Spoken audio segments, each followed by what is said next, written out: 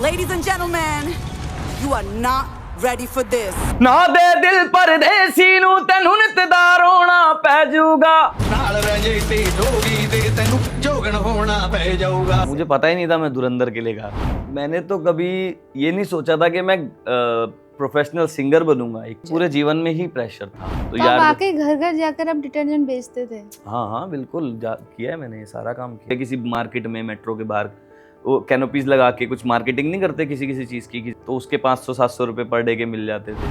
और ये जो नालियां साफ, मतलब वाकई में आप वहाँ पे मतलब आप नालियों मैं कम से कम 8 बार मैं उतरा हूँ नाली के अंदर। अब नाली में उतरे हैं? उतरना पड़ा, हाँ मजबूरी थी, नहीं उतरना चाहता था। बैकग्राउंड आपका था, मतलब सीखा हुआ था? नहीं कुछ नहीं था, आपने सीखा ही नहीं? सीखा ही नहीं था मैंने कभी। करण जौहर वगैरह भी आते थे, आपकी काफी तारीफ करते थे, फिर क्या हुआ जो ऐसा हुआ है कि आपसे गवाया हो और फिर गाने को हटा दिया आपकी आवाज? बहुत बार हुआ है। एक्टिंग में तो नेपोटिज्म की बात आती है, सिंगिंग में ऐसा कुछ है? मैं तो ऐसी स्टोरीज जानता हूँ जो थी ही नहीं, जो दिखाई गई टीवी पे। फेक? बिल्कुल टोटल फेक। बहुत से लोग कह रहे हैं कि ये प्रोपेगेंडा मूवी है, आपका क्या कहना है इस? नशे की बात करते हैं कि नशा लेके भी अच्छा म्यूजिक और ये क्रिएटिव चीजें आती हैं दिमाग में, तो क्या ऐसा होता है क्या? अगर किसी को बॉलीवुड में सिंगर बनना हो तो क्या करना पड़ेगा? बॉलीवुड जाकर आपने क्या किया सबसे पहले, मुंबई जाके? सबसे पहले मैंने, हमारे आज के जो गेस्ट है ना, उन्होंने म्युनिसिपैलिटी की नालियां साफ की है, लिटरली सीवर में उतरकर, और वो भी कोई एक बार नहीं, कई बार। घर घर जाकर डिटर्जेंट पाउडर बेचा है, रोड किनारे खड़े होकर सिम कार्ड्स बेचे हैं और धुरंधर फिल्म का टाइटल ट्रैक भी गाया है। And if this is not inspiring then I don't know what is. क्योंकि बॉलीवुड में ना अक्सर हम नेपोटिज्म की बातें सुनते हैं, आउटसाइडर इनसाइडर डिबेट सुनते हैं, और फिर once in a blue moon ही सही कुछ ऐसी स्टोरीज सामने आती हैं जिन्हें सुनकर एक उम्मीद जगती है कि अगर हिम्मत हो सपने देखने की और अगर टैलेंट हो उसे पूरा करने की, then nothing is impossible. I hope ये पॉडकास्ट देखते वक्त आपको उतना ही अच्छा और इंस्पायरिंग लगे जितना मुझे ये बनाते वक्त। Presenting very interesting podcast episode number 2 with playback singer Sudhir Yaduvanshi.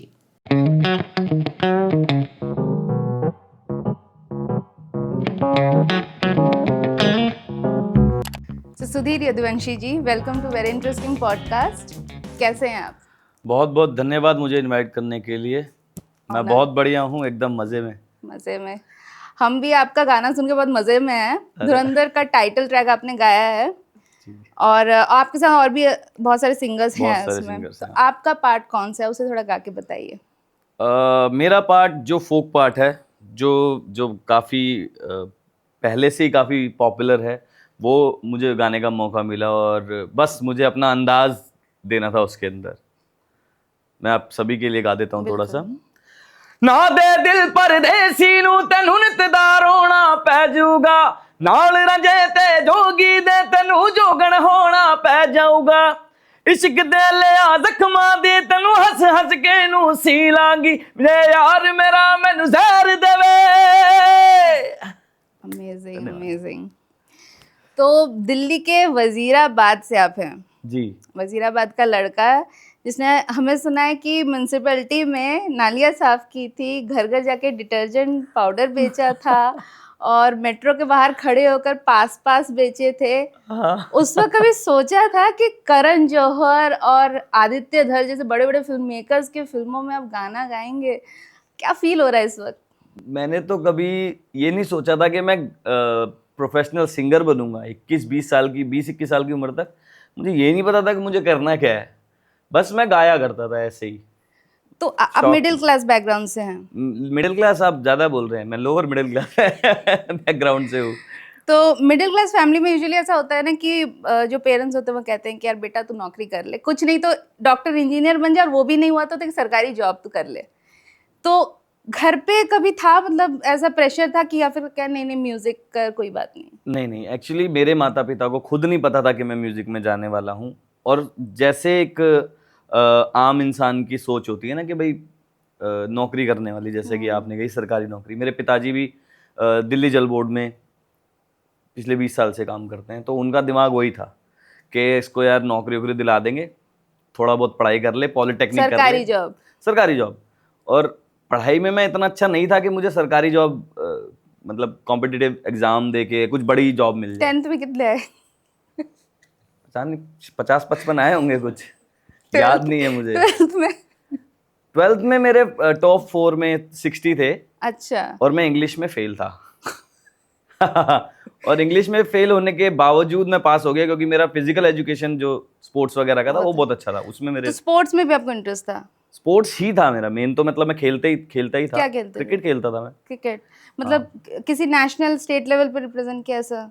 देखो क्रिकेट में बहुत ज़्यादा पॉलिटिक्स है, अच्छा। पता ही है सबको कि मैं तो लोअर मिडिल क्लास वाला बच्चा हूँ, तो मैं तो दूसरों के नाम पे खेला हूँ। अच्छा। हाँ, तो ऐसा होता है ना वो कि क्या भैया होता है दूसरों के नाम पे खेलना? दूसरों मतलब? के मुझे खेलने से मतलब था। ठीक है। तो अच्छा खेलते थे तो लोग खिलवा देते थे, और कुछ भी खेलना होता है तो उसके लिए पैसे वैसे बहुत लगते हैं ना। एक एक मैच के लिए कई मतलब गियर वगैरह क्या बात कर रहे हैं? गियर्स तो चलो एक बार का खर्चा है, साल 2 साल में आपका एक ही गियर चलेगा, वो भी बहुत मुश्किल से मिलता था, वो दूसरों के मांग मांग के खेलते और थे क्या हम लोग। खर्चे होते हैं? हर एक मैच की फीस होती है, प्लेयर को देनी पड़ती है? प्लेयर को देनी पड़ती है, कोचिंग की फीस होती है, हर चीज फीस। जब तक आप एक लेवल तक नहीं पहुंच जाते ना, अच्छा। जब आप मतलब कि एक नजरिए में नहीं आ जाते किसी बड़े कोच के या किसी स्टेट लेवल पे कि भाई ये तो कुछ एक्सेप्शनल है, कुछ अलग है, इसको पकड़ लो, इसको लेके जाएंगे ऊपर, उससे पहले आपको बहुत खर्चा करना पड़ता है। मतलब ये कहीं से कोई सरकार की तरफ से कुछ नहीं होता, खुद ही करना है? अच्छा। कुछ नहीं होता। मैंने जैसे कि बोला कि बहुत ही एक्सेप्शनल टैलेंट होता है कुछ, वो भी ऐसा है कि नजर में आ जाए किसी अच्छे इंसान के तभी है, अदरवाइज नहीं होता। तो अपन खेलते थे जस्ट जहाँ मिल जाता था मौका वहाँ खेलते थे, थोड़े बहुत पैसे भी मिल जाते थे कुछ टूर्नामेंट्स में कि भाई अच्छे प्लेयर बुलाओ, अपनी टीम में खिलाओ, हम जीत जाएंगे टूर्नामेंट, तो कुछ पर डे के हिसाब से 500-600 रुपए ऐसे दे देते थे। तो वैसे खेलते थे हम। और दूसरे के नाम से जो खेलना मतलब क्या, कोई और किसी और का नाम होता था, आप उसकी जगह जाके खेलते थे ऐसा? एक टीम सेलेक्ट हुई, ठीक है, 16-17 लोगों की, और उस टीम में एक लड़के ने लीग में परफॉर्म नहीं किया। अब वो उसको ऊपर लेके जाना है, कि रीजन कुछ भी हो सकता है ऊपर ले जाने का या ऊपर अच्छे लेवल पे खिलाने का। तो जो लोग अच्छे घर के होते हैं वो अच्छे पैसे भर देते हैं, लेकिन वो लड़का परफॉर्म नहीं कर पाया। अब कोच के दिमाग में आया इसने परफॉर्म तो किया नहीं है, आगे कैसे लेके जाएं, तो उस बच्चे की जगह पे हमको खिला दिया थोड़े पैसे देके। अच्छा। तो हम भी खुशी खुशी खेल लिए पहले मैच में, फिर हमने अच्छा खेला। तो कैसे फिर स्पोर्ट्स से सिंगिंग की तरफ शिफ्ट हुआ? ये बोलता हूँ मैं कि लक है, और ये टैलेंट मुझे ऊपर से दे के भेजा गया है। कब रियलाइज हुआ, वो ऐसा कौन सा मोमेंट था जब आपको लगा कि यार singing is for me? School में भी गाता था, कॉलेज में भी गाता था, लेकिन कुछ प्रोफेसर्स मेरे जो म्यूज़िक के जानकार, एक्टिंग के जानकार, जो नुक्कड़ नाटक वगैरह कराते हैं, मैं कंपटीशन में गया था कॉलेज का ही, तो वहाँ पर मैं जीत गया, मतलब लकीली जीत गया मैं। बहुत अच्छे सिंगर्स थे। आपने कोई बैकग्राउंड आपका था, मतलब सीखा हुआ था? नहीं, कुछ नहीं था। आपने सीखा ही नहीं? सीखा ही नहीं था मैंने कभी नहीं सीखा बचपन से? अब जो मैं बताने वाला हूँ ना, वहाँ पर मैंने सीखना शुरू किया। अच्छा। यानी कि उन प्रोफेसर्स ने मुझे फोर्सफुली सीखना शुरू कराया। उस वक्त मुझे कंपटीशन में पैसे मिले, वो मेरी मोटिवेशन थी। मेरे बैकग्राउंड वाले बच्चे का जो पहला मोटिवेशन होना चाहिए जो, और मेरा भी था, वो पैसा ही था। मुझे पैसे मिले कंपटीशन जीतने के बाद। फिर मुझे एक नाटक था, कॉलेज में हुआ था, उस एनुअली होता है, एक साल में एक बड़ा नाटक होता है, तो वो नाटक में मुझे 14 गाने तैयार करा के वो गवाए गए। उसमें भी मुझे पैसे मिले अच्छे, है ना, रिस्पेक्ट भी मिली, क्लास भी बंक हो रही थी, मज़े आ रहे थे। तो एक टीचर ने मुझे आड़े हाथ लिया कि you are wasting your talent. Okay. कि आपके पास पोटेंशियल है, आप गाते हो, तगड़ा गाते हो, आपने सीखा नहीं है, फिर भी लोग इतना प्यार कर रहे हैं और आपको खुशी खुशी आपको पैसे भी दे रहे हैं, है ना। कुछ तो ये हो गया कि जो ऑफिशियली मिल रहे हैं वो है, कुछ ये हो गया कि कुछ लोगों को पसंद आ गया, अच्छा लग गया, कुछ प्रोफेसर को उन्होंने निकाल के दे दिए, और मैं यहाँ पे, यार क्या बात है, तो मोटिवेशन हो गई।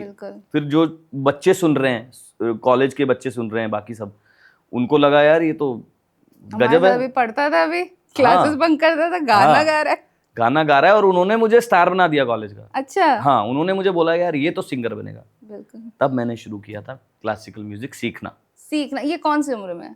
20 का हूँगा मैं। 20 साल। मतलब यूजुअली हम सुनते हैं ना कि मतलब बच्चे जो है 5 साल की उम्र से, 4 साल की उम्र से, तो आपने 20 में सीखना प्रॉपर शुरू पहली किया? क्लास मैंने 20 साल की उम्र में ली थी, और उसके 1 साल के अंदर अंदर मैंने स्टेज पे परफॉर्म करना शुरू कर दिया था, पेड। अच्छा, हाँ, मतलब पैसे मिलने शुरू हो गए थे, ऐसे हाँ। परफॉर्मेंस के होते हैं लाइव शोज वगैरह लाइव आप शोज करते के थे? लिए, छोटे छोटे, जहाँ भी मौका मिल जाए। दिल्ली में? दिल्ली में एक नौकरी की तरीके से देखा जाए तो कैफे क्लब्स बहुत सारे हैं दिल्ली हाँ में, हाँ हाँ। तो वहां पर सबको चाहिए होता है लाइव सिंगिंग में, तो वहां चले जाते थे, और हमको 2-3 हजार रुपए पर शो के मिल जाते थे, और मेरे को तो लगता था यार कितना कितना पैसा है ये, और अगर आपने 10 शो कर लिए तो आपके एक पूरी सैलरी हो गई।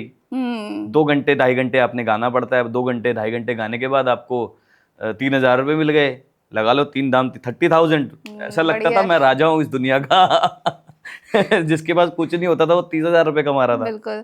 तो घर पे कभी ऐसा लगता था कि वो लोग कहते चलो ये सब तो ठीक है, लेकिन एक यूजुअली होता है ना मिडिल क्लास, कहते क्या ये भांडपने में लगा हुआ है? तो ऐसा कभी आया कि यार ठीक है अभी कर लो, लेकिन इसमें कोई फ्यूचर नहीं देखते, यूजुअली पेरेंट्स नहीं देखते हैं? बिल्कुल नहीं देखते तो हैं। आपके घर से कभी कुछ ऐसे आया कि प्रेशर की नहीं बस हो गया, अब क्या करोगे आगे, इसमें क्या एक्चुअली फ्यूचर? पूरे जीवन में ही प्रेशर था प्रेशर कि था? कुछ करना है, कुछ करना है, क्या करना है, नौकरी लगानी है। बेसिकली माँ बाप का मोटिव ये होता है कि बच्चा किसी जगह पे सेटल हो जाए, कमाना शुरू कर दे, चाहे वो 25,000 रुपये मंथ कमाए, एक रेगुलर लाइफ हो जाएगी, वो कर लेगा। हमने भी तो किया है। तो उस लेवल से ऊपर उठ के, जिस लेवल से ऊपर आज हम सोच पा रहे हैं, वो नहीं सोच पाते, क्योंकि उनका बैकग्राउंड ही नहीं है, वो उन्होंने जीवन ही नहीं जिया ऐसा। उनको तो लगता है यहाँ पे पहुंचने में बहुत समय लगेगा, यहाँ पे जाएंगे तो आप मतलब टाइम वेस्ट करेंगे, अपना जीवन खराब कर लेंगे, और एक समय के बाद जाके नौकरी भी नहीं मिलेगी। तो उनका तो ये था माइंडसेट, कभी उन्होंने सोचा नहीं था। लेकिन जैसे ही पैसे कमाने लगा मैं, मम्मी को दे देता था कभी कुछ, पापा को, तो उनका खत्म हो गया वहीं पे।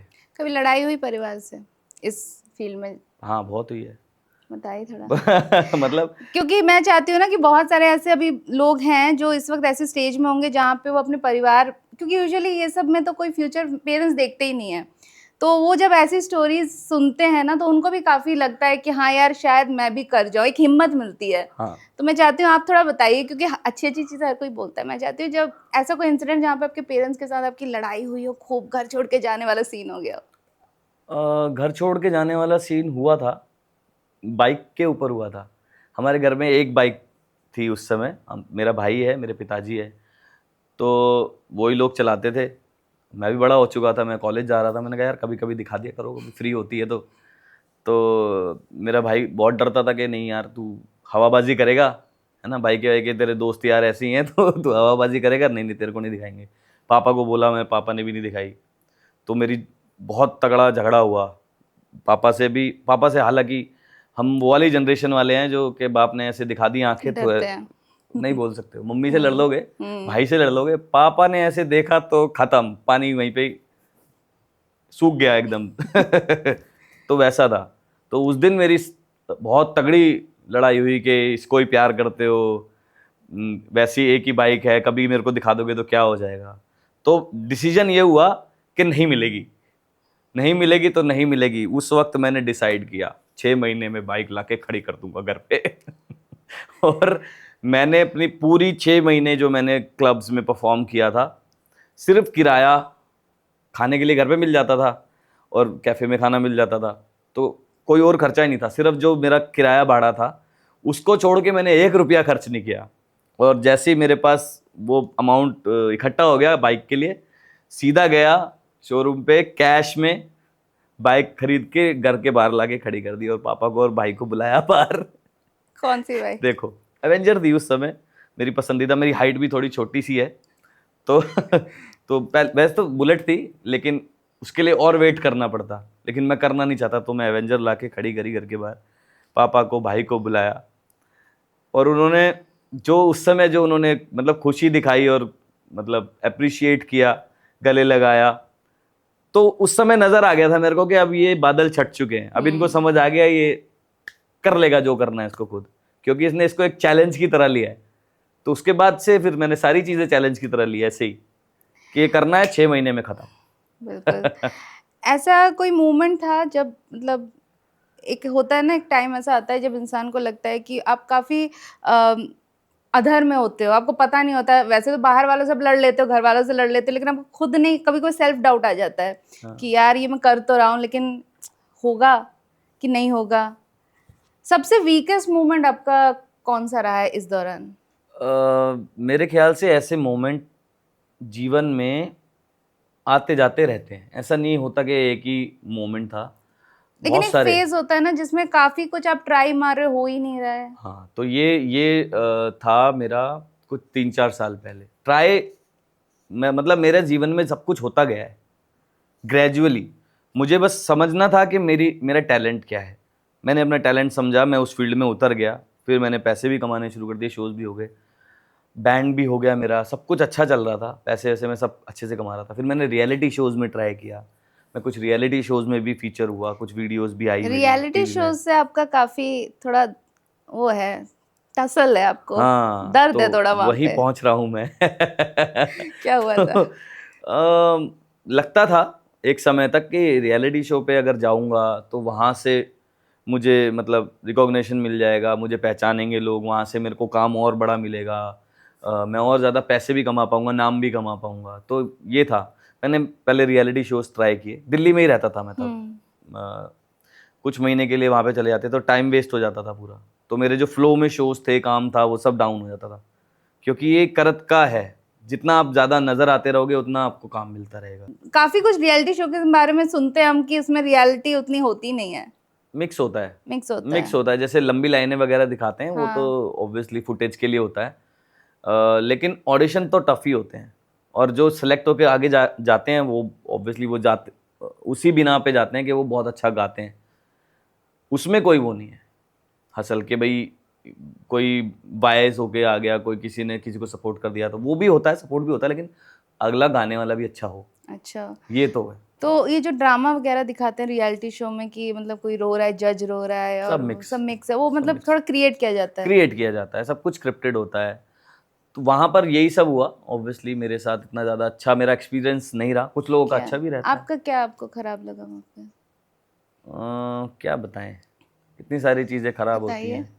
देखो क्योंकि पहले से कोई अगर रियलिटी शो, क्योंकि रियलिटी शो का एक दिमाग में जो परसेप्शन होता है ना, नॉर्मल जो जिसका कोई कनेक्शन नहीं, उसे लगता है कि शायद अगर रियलिटी शो क्रैक कर लूँ तो आगे काम आसान है, ऐसा होता है? ऐसा नहीं होता है, सारे रास्ते आपको खुद ही बनाने पड़ते तो हैं। रियलिटी शो से नहीं होती है कोई? कुछ लोगों के लिए अच्छा भी होता है, लेकिन वो 100 में से 5 होते हैं, और बाकी 95 को खुद ही करना पड़ता है। और वो 5 भी 1 साल का कॉन्ट्रैक्ट हो जाएगा, 2 साल का कॉन्ट्रैक्ट हो जाएगा, आपको शोज़ मिलेंगे वहाँ से, एक अच्छे प्राइस पे आपको काम कराएंगे वो लोग, और वो उतना ही होता है। उसके अलावा आपको जो भी कुछ करना है, आपको खुद से भागना है, खुद से लोगों से मिलना है, खुद से मीटिंग्स करनी है, खुद से जाके ट्रायल्स देने हैं डायरेक्टर्स को कि भाई मैं गाता हूँ, स्क्रैचेस गाने हैं, वो सब तो आपको खुद ही करना पड़ेगा। वो तो मेरा कभी हुआ ही नहीं रियलिटी शो के थ्रू, बल्कि तो उसमें कोई श्योर शॉट नहीं होता रियलिटी शो आपने जीत लिया या वहाँ अच्छा परफॉर्म कर लिया तो मतलब हाँ चलो अब बॉलीवुड के रास्ते खुल गए? नहीं नहीं नहीं, ऐसा कुछ भी नहीं है, बिल्कुल भी नहीं है ऐसा। ये एक मिसकंसेप्शन है, और लोग ऐसा मैं भी ऐसे ही सोचता था कि ऐसा हो सकता है, लेकिन वहाँ जाके पता लगा कि ऐसा होता है कुछ ही लोगों के लिए, हर किसी के लिए नहीं। आप सब डिसाइडेड, मतलब 70% डिसाइडेड होती हैं चीज़ें। किस बेसिस पे डिसाइड करते हैं? किसी की, जैसे आजकल सोशल मीडिया बहुत तगड़ी है, तो किसी की रीच ऑलरेडी सिंगर की अपने लेवल पे अच्छी चल रही है ना, वो रील्स डाल रहा है, जो भी उसके ट्रैवल चीज़ें डाल रहा है, और उसकी अच्छी वायरल जा रही हैं, तो उसको वो पकड़ेंगे, अच्छा। क्योंकि ऑडियंस उसकी बनी हुई है ना। वो टीवी पे आएगा, ऑब्वियसली गाएगा तो अच्छा ही, तभी ऑडियंस बनी हुई है, उसके थ्रू फिर उनको और ऑडियंस मिलेगी, तो फिर वो उस बच्चे को, उस कंटेस्टेंट को ऊपर तक लेके जाएंगे, है ना। जैसे 5 मैंने बोला ना, एंड के जो 5 है वहां तक लेके जाएंगे, तो ऐसा होता है। भले ही वो गाने में थोड़ा 19-20 हो तब भी। हाँ, तो बहुत सारे ऐसा होते ही हैं। वहाँ पे जो बहुत सारे ऐसे दिखाते हैं ना कि मैं बहुत गरीब हूँ और रोते हैं और बैकग्राउंड दिखाते हैं बहुत इमोशनल, तो वो कितना सच होता है? जैसे कि मैंने कहा आधा आधा होता है, सब कुछ सच नहीं होता है। मैं तो ऐसी ऐसी स्टोरीज जानता हूँ जो थी ही नहीं, जो मतलब दिखाई गई टीवी पे, फेक, बिल्कुल टोटल फेक। मतलब कोई गरीब नहीं है लेकिन उसे दिखा दिया कि बहुत हाँ, गरीब है। होता है। देखो पब्लिक का है ना, उनको बिजनेस चाहिए। हम्म। अब मैं उनके नजरिए से सोचता हूँ, अब तो मुझे लगता है ठीक ही है यार, पैसे कमाने के लिए कर रहे हैं लोग यार, लोगों के इमोशंस के साथ। टीआरपीज के लिए। हाँ, लोगों को पता है, लोग कनेक्ट कैसे करेंगे, हाँ। जो टीवी में देखते हैं वो कनेक्ट कैसे करेंगे, वो यही सब चीज़ों से कनेक्ट करेंगे, वो सिर्फ गाना नहीं सुनेंगे, वो एक पैकेज देखेंगे, वो एक एक्ट देख रहे हैं, वो सिर्फ पैकेज की आप जैसे बात करें तो क्या लुक्स और स्टेज प्रेजेंस सब कुछ देखते हैं? It's not just about singing हाँ कि देखने में जो अच्छा हो, स्टाइलिश ज्यादा हो, उसको आगे ज्यादा पुश करना, भले कि बहुत अच्छा गाता हो, सिंगिंग में बहुत अच्छा हो, लेकिन हाँ। पूरा एक ऐसा होता है कि लुक्स के बेसिस पे भी देखते हैं वहाँ पे? लुक्स के बेसिस पे बहुत कम होता है, लड़कियों के लिए ज़्यादा होता है ऐसा, क्योंकि मतलब जो मैंने देखा है, एक्सपीरियंस मेरा जो है, लड़कियों के लिए ऐसे होता है कि जो ज़्यादा गुड लुकिंग है उसको थोड़ा सा आगे लेके जाएंगे, उसको थोड़े बोल्ड कपड़े वगैरह पहनाएंगे, वो सब तो वो होता है। वो मेरे मेरे जिसमें मैं था उसमें भी ऐसा हुआ था। लेकिन अभी मैं जब सोचता हूँ थोड़ा सा मैच्योर होके, तो मुझे लगता है कि यार बिजनेस कर रहे हैं, ठीक है, मेरे मतलब की चीज़ नहीं है, मुझे नहीं करनी, नहीं लेकिन करनी। जो कर रहा है वो करे, कोई दिक्कत नहीं है, मैं किसी को टोकूंगा नहीं, खुद से एक्सपीरियंस करके सीखो तो ज़्यादा अच्छा है, ये तो है। गाने आप लोग स्टेज पे गाते हो या प्री रिकॉर्डेड होते हो? क्योंकि क्लैरिटी स्टेज पे गाते स्टेज पे ही तो वो स्टेज पे इतनी गाते हैं। क्लैरिटी कैसे आती है वो उनमें? मिक्स होता है, सब मिक्स करते हैं उसको, ऑटो ट्यून करते हैं। अच्छा, डब ऐसे नहीं कि डब कर दिया पीछे फिर वहां जाके लिपसिंग कर रहे नहीं हैं? नहीं, ऐसा नहीं ऐसा होता, नहीं है, गाते हैं लाइव ही, लाइव गलतियां हो जाती हैं, उनको नज़रअंदाज किया जा सकता है, करते हैं, और उसको रीडअप, कई स्पेशल कंडीशंस में रीडअप भी होती हैं, लेकिन मैक्सिमम 99% ट्यून तो होती है, मतलब ट्यून किया जाता है वोकल्स को, जैसे सुर में नहीं गाया है, थोड़ा बहुत ऊपर नीचे है, तो उसको टेक्नोलॉजी है अपने पास, तो टेक्नोलॉजी से उसको ऐसे साउंड कराते हैं कि बहुत अच्छा है, तो वो नॉर्मल है, वो तो होता ही है, वो तो हम जो गाने बनाते हैं वो तो होता है, उनमें भी होता है, और उनमें वो भी बहुत होता है। ज़रूरी है। तो कोई अगर जो है, कोई अगर बच्चा इस वक्त जो म्यूजिक में अपना करियर सोच रहा है कि रियलिटी शो में, तो उसके लिए आप क्या एडवाइस देंगे? जाना चाहिए कि नहीं जाना चाहिए? मैं यही कहूँगा कि अगर आपके पास उम्र है तो आपको जाना चाहिए, एक्सपीरियंस करना चाहिए, लेकिन आपकी उम्र बहुत ज़्यादा हो गई है और आप अच्छा, फिर भी आप अच्छा काम कर रहे हैं म्यूज़िक के अंदर, आपको लगता है कि आप अच्छा कर सकते हैं, तो आप अपने खुद के लेवल पे म्यूज़िक बनाइए। अगर कट आप ऑफ क्या होता है? आपने कहा उम्र बहुत हो गई है, तो क्या कट ऑफ होता है कि हाँ इतने के बाद जो है आप खुद करो भाई? 25 25 के बाद? 26 के बाद मेरे को लगता है कि खुद से ट्राई करना चाहिए 4-6 साल। और अभी जो ज़माना है वो इंडिपेंडेंट म्यूज़िक का भी है, पहले नहीं था। यूट्यूब की वजह से? यूट्यूब की वजह से, इंस्टाग्राम की वजह से, और बहुत सारे ऑडियो प्लेटफॉर्म्स हैं म्यूज़िक के बिल्कुल। लिए, उनकी वजह से, तो अपने लेवल पे आपको म्यूज़िक ज़रूर बनाते रहना चाहिए। बाकी आप करते रहो ट्राई, जैसे मैं बॉलीवुड में भी करता रहता हूँ ट्राई। ऐसा नहीं है कि मैं हर गाने जाके गा रहा हूँ और हर गाने सिलेक्ट हो गए, मैं 100 गाता हूँ तब जाके 2-4 सिलेक्ट होते हैं। आपकी बॉलीवुड जर्नी पर भी आएंगे कि कैसे बॉलीवुड में अगर कोई सिंगर बनना चाहता है तो कैसे बना जाए, आपसे जानेंगे सारे टिप्स और ट्रिक्स। जी। लेकिन पहले बात करेंगे थोड़ी फ्लैशबैक की, थोड़ा पीछे ले जाएंगे। तो क्या वजह थी जो मतलब आप म्यूनसिपैलिटी में जो आप काम करते थे या जितने भी ऑड जॉब्स आपने किए, ये किस उम्र में आपने किए थे? मैं तो जब मैं 8th क्लास में था तब से स्टार्ट हो गया था तो आपने काम वाकई करना। नालियां साफ की हैं? हाँ, किए हैं।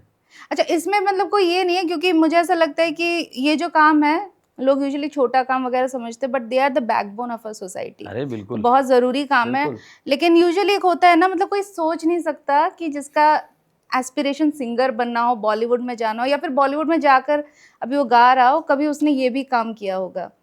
तो क्या वजह रही कि नालियाँ साफ और ये जो आपने जितने भी ऑड जॉब्स किए हैं, घर जाकर अपने डिटर्जेंट बेचना, ये सब, ये क्या रीज़न था? रीज़न सिंपल है, मेरे पिताजी मुझे खाना खिला सकते हैं, मेरे पिताजी मेरे स्कूल की फीस भर सकते हैं, इसके अलावा जो भी करना है खुद करो। और साल में एक दिन आता है जिस दिन मैं उनके नाक में दम किया करता था, यानी कि मेरा जन्मदिन। उस दिन मैं उनसे बहुत कोशिश करता था कि खर्चा करा दूं, कभी क्रिकेट बैट लेना, कभी किट ले लेना, कभी कुछ ऐसी चीज़ें, साल में एक बार।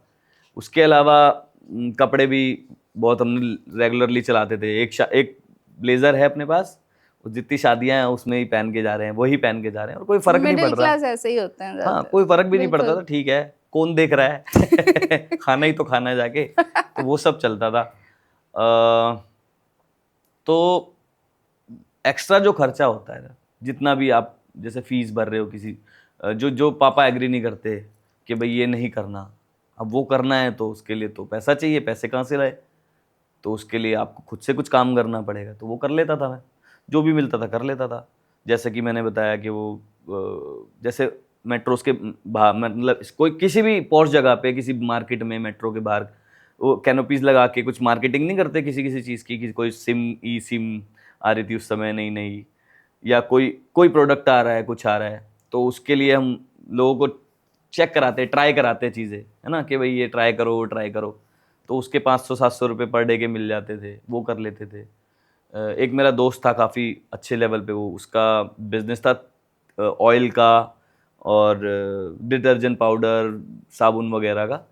तो छुट्टियों में बोलता था भाई मुझे वर्कर्स की ज़रूरत है, कोई हो तो बताइए। मैंने कहा खड़ा तेरे सामने, चल लेके तो चले जाते थे, उसके साथ कर लेते थे। तो आप यार वाकई घर घर जाकर आप डिटर्जेंट बेचते थे? हाँ हाँ बिल्कुल, किया है मैंने, ये सारा काम किया है, और भी बहुत सारे काम किए जो मुझे शायद अभी याद नहीं है। तो और ये जो नालियां साफ, मतलब वाकई में आप वहां पे, मतलब आप मैं नालियों में कम से कम 8 बार मैं उतरा हूँ नाली के अंदर। आप नाली में उतरे हैं? 3 साल मैंने काम किया है, 3 साल भी बोलूंगा मैं। जैसे एक टाइम गैप पीरियड आता है 4 महीने का, जब बारिश आती है दिल्ली में, हाँ। और उसमें पानी भरता है बहुत बहुत जगहों पर, कहीं पे कूड़ा करकट भी जमा हो गया नालियों में, वो उसकी वजह से पानी निकासी नहीं हो रही। तो वो जो मिस्टोल वाले लड़के होते हैं ना, जो रेगुलर नहीं होते सरकारी, तो एमसीडी में होते हैं और उसमें भी होते हैं, दिल्ली जल बोर्ड में भी होते हैं, बल्कि आजकल तो पुलिस में भी होते हैं, जिनको हम होम गार्ड बोलते हैं, अच्छा। है ना, क्योंकि फोर्स की ज़्यादा ज़रूरत होती है, लेकिन रेगुलर वाले लोग होते नहीं है, तो होम गार्ड उनको सपोर्ट करने के लिए आते हैं। वैसे ही दिल्ली जल बोर्ड में भी होता है, वैसे ही एमसीडी में भी होता है। तो मिस्टोल पे काम करते हैं लोग, और वो 4 महीने के पीरियड के लिए ही काम करते हैं साल में। और वो जब रेगुलरली 10-8 साल काम कर रहे होते हैं, तब जाके उनको पक्की नौकरी मिलने का चांस होता है। तो वो मेरे पिताजी का आइडिया था कि मिस्टोल कर, पढ़ाई में तो जीरो है, तेरी नौकरी लग जाएगी। मैं तो नहीं करना चाहता था, गुस्सा आता था मेरे को, मेरे को पता नहीं क्या करवा रहे हैं मेरे को। लेकिन फिर मेरे को लगा कि यार कॉलेज जा रहा है, पैसे चाहिए, ये सब चीज़ें हैं, तो कैसे करेगा। तो फिर मैंने कहा चलो कर लेते हैं। स्टार्टिंग का 1 महीना मैंने दिन में किया, कॉलेज में दिक्कत हुई जाने में, फिर मैंने कह सुन के जुगाड़ लगा के रात का करा लिया। तो फिर मैं दिन में कॉलेज जाने लगा, रात में जॉब पे जाने लगा। तो स्टार्टिंग में 1-2 घंटे काम करना होता, तो उसके बाद तो सो ही जाते थे हम। स्टार्टिंग मतलब पहले साल में ज़्यादा काम करना पड़ता था, 2 महीने मैंने लग के काम किया था, और कई बार ऐसा हुआ था कि मुझे उतरना पड़ा, नाली में उतरना पड़ा। हाँ, मजबूरी थी, नहीं उतरना चाहता था, मैं चाहता था भाई तू उतर, जो साथ के लोग थे। लेकिन जब आपके पास कोई रास्ता ही नहीं बचता तो करना पड़ता। फिर मैंने कहा चलो करते हैं, कोई बात नहीं, किया मैंने। और फिर वो अच्छी यादें बन गई, वो बुरी यादें नहीं है, वो मुझे अच्छा लगता है वो सबके बारे में सोच के और बात करके। Definitely it's very inspiring. हाँ और अभी भी उन लोगों से कभी मतलब मुलाकात होती है? बिल्कुल होती है, होती है। बिल्कुल होती तो है। कहते हैं कि यार कहाँ से कहाँ पहुँच गए। हाँ, बोलते नहीं अभी बहुत ऊपर जाना है बेटा, तेरे को टेंशन मत ले, तू हमारी दुआएं तेरे साथ है, तू लगा रहे, ऐसे करके। तो दिल्ली से हैं, फूडी हैं?